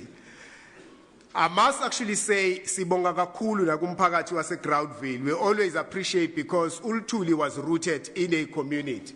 And the fact that he came from the Groundville, we have always appreciated that when we have occasions like this, umphakathi wase-Groundville. In fact, I was impressed, when you decided to mix the language as well, because lo muntu esikhuluma ngayo wethi siqikelele ukuthi asikhulumi ngaphezu kwamakhanda abo, sikhuluma nolimi abazoluzwa. I'm not assuming that people don't understand English, but I really appreciated that ability to move to and fro, and I was saying it's the true nature of the spirit of the person that we are commemorating here today. I must also extend our gratitude to the university fraternity, the academics who might be here, the members of staff that are here from the university, but much more importantly, the youth structures. As I was saying earlier on, again and again, for those of us who listen and hear the questions, we recognize that the youth structures are quite active. In fact, it might be we are getting a bit older and we might actually be getting disjointed and be unable to connect with them. We want to recognize, because you can hear sesithi sizwa ulayini ukuthi cishe khona lento eyenzakalayo, which is quite encouraging, because the activism that we're talking about means, in other words, there are new challenges and there are new issues that you are able to actually conscientize us about and even ask these questions even more sharper. Because I think Mama will tell us, when we came to 1994, we have always said the struggle continues. The struggle continues because at least we are at an advantage of being government, but for those who are in government who have a conscience of what challenges are, we need activists like yourself. So we want to recognize that. Youth structures as well, because we can't separate the youth and the university students. We seem to be seeing you as the same group. I must actually extend our appreciation to Mr. Vivian Reid in particular, who has become a friend of the museum, a generous donor of some of the artworks that were capturing the life of Albert Luthuli. And of course, is beginning to lay a foundation for what we have always aspired for, to say we would love to have the friends of the museum, people who are going in one way or the other, contribute and also help us. Not to say we're saying cap in hand, but come up with programs, because there are many programs to commemorate a person of this stature, of course. The members of the diplomatic corps who may be here, I must actually go on to recognize the Deputy Director General at the Department of Arts and Culture, because we are an agency of the DAC, and it would be amiss for me not to recognize Mr. Ndima and thank him and the staff of the DAC for being here. The members of council, of the Luthuli Museum Council, the foundation itself, but I think finally, not because it's a list of this, I must thank the people who were participating in planning and running on a day-to-day basis, from the University of KwaZulu-Natal, from the Luthuli Museum, and the DAC, who made it possible for us to meet and who, again and again, put a lot of effort for us to be able to have a day like this. I thank you. Thank you very much.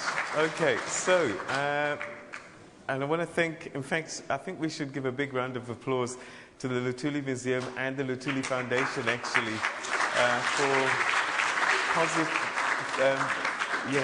for the contributions that you continue to make in the name of Nkosi Chief Albert Luthuli. So, we've got a special little thing that we'd like to do now. And for that to happen, it's, I think I need to call upon a family representative from the Luthuli family, a representative from the Luthuli Museum Council, and also a representative from the Department of Arts and Culture. I'm sure, Mr. Nimba, that's you. And also a representative from the University of KwaZulu-Natal. If you could all come up onto the stage, because we have a presentation that we'd like to make. So if you could assist us in bringing this presentation forward. Don't be shy, jump. All right, we need to move the table away. Okay. All right. Okay. Who's making the presentation?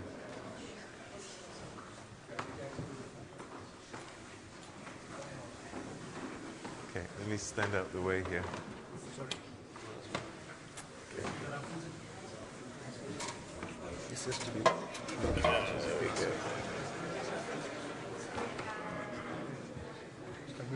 Yeah, move that away. Thank you so much. I think maybe you want to be part of that. Go and join the entourage. I think if we can ask you to go join the entourage there. Yeah. I think you can.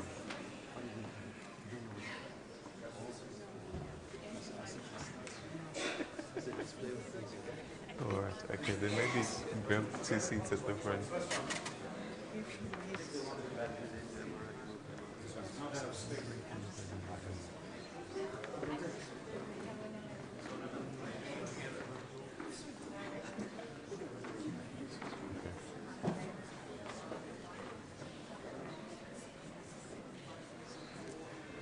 Can I get a microphone, a handheld? Can I get a handheld microphone?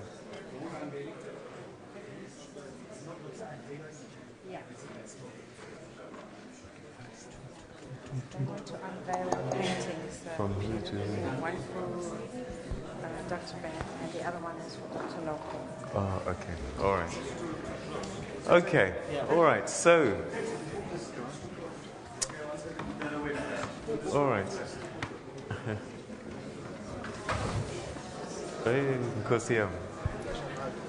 This isn't paintings must fall, ne? Hashtag. All right, so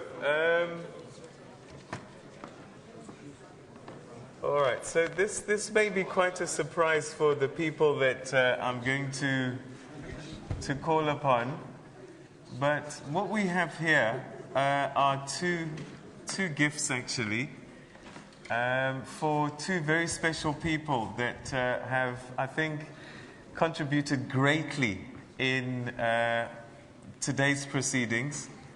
And I want to step forward as one of those people. No, I'm joking. Who do we start with? Okay, so Dr. Brigalia Bam, I know you weren't expecting this, but could I ask you to come up on stage once again and please receive this as a small token of our appreciation for your contribution and sharing your thoughts with us today. Ladies and gentlemen, go further, they're going to present it to you. If you could put your hands together, ladies and gentlemen, as this magnificent painting is revealed.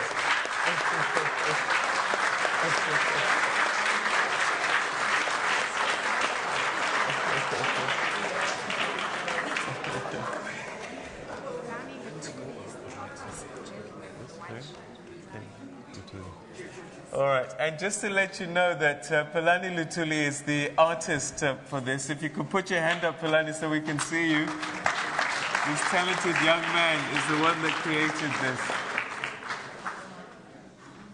Thank you very, very much indeed. A big hand, Dr. Brigalia Bam. Please accept this gesture. Thank you so much indeed. And that leaves you, Reverend Noko. I know that you are equally appreciated by all of us today. Your wisdom and your knowledge that you shared with us today has been of great value. So if you could please come up and accept this gift as a small token of our appreciation.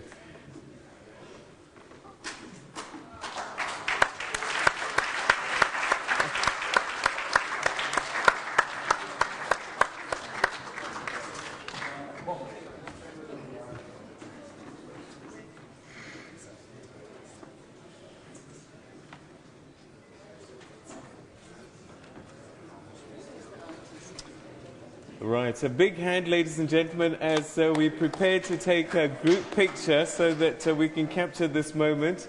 If I could ask all our representative, Dr. Bam, you can't shy away now. You have to step to the front. We have to see you so that we can capture this moment and remember. Because I think we certainly, and I think I can speak on behalf of everybody here, thank you very much indeed for your contributions. Okay, all right, let me stand here. Let me put you in between us. There we go. All right, so a big hand once again for Dr. Brigalia Bam and Reverend Noko.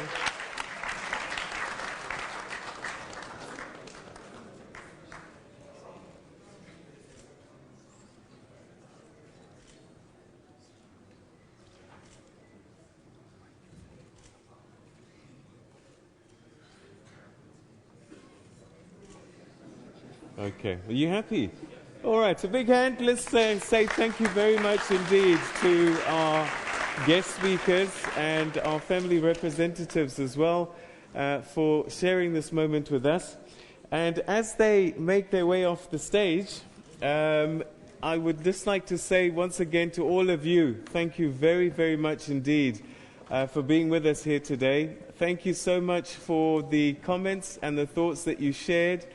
I think that I'm quite encouraged by the future of our country if the comments that came through from the young people are anything to go by. So as our entourage and our guests make their way to the refreshments area, can I just ask you all to stay in your seats and just enjoy one last performance from our distinguished choir. So if I could ask the choir to come through. And as we say, thank you very much indeed to our guests. It's my great pleasure to say to all of you, thank you very, very much once again for being with us. All the council members and the guests will leave. They're leaving now? Okay. And if I could just ask, as the choir makes their way, our guests and the council members, if you could start making your way to the refreshments area.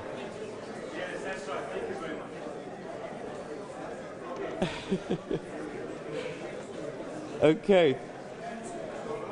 As our choir make their way, if I could just ask our guests, and if we could give them a round of applause, ladies and gentlemen, the Luthuli family, our council members, thank you very much indeed for joining us today, and thank you for your continued contribution.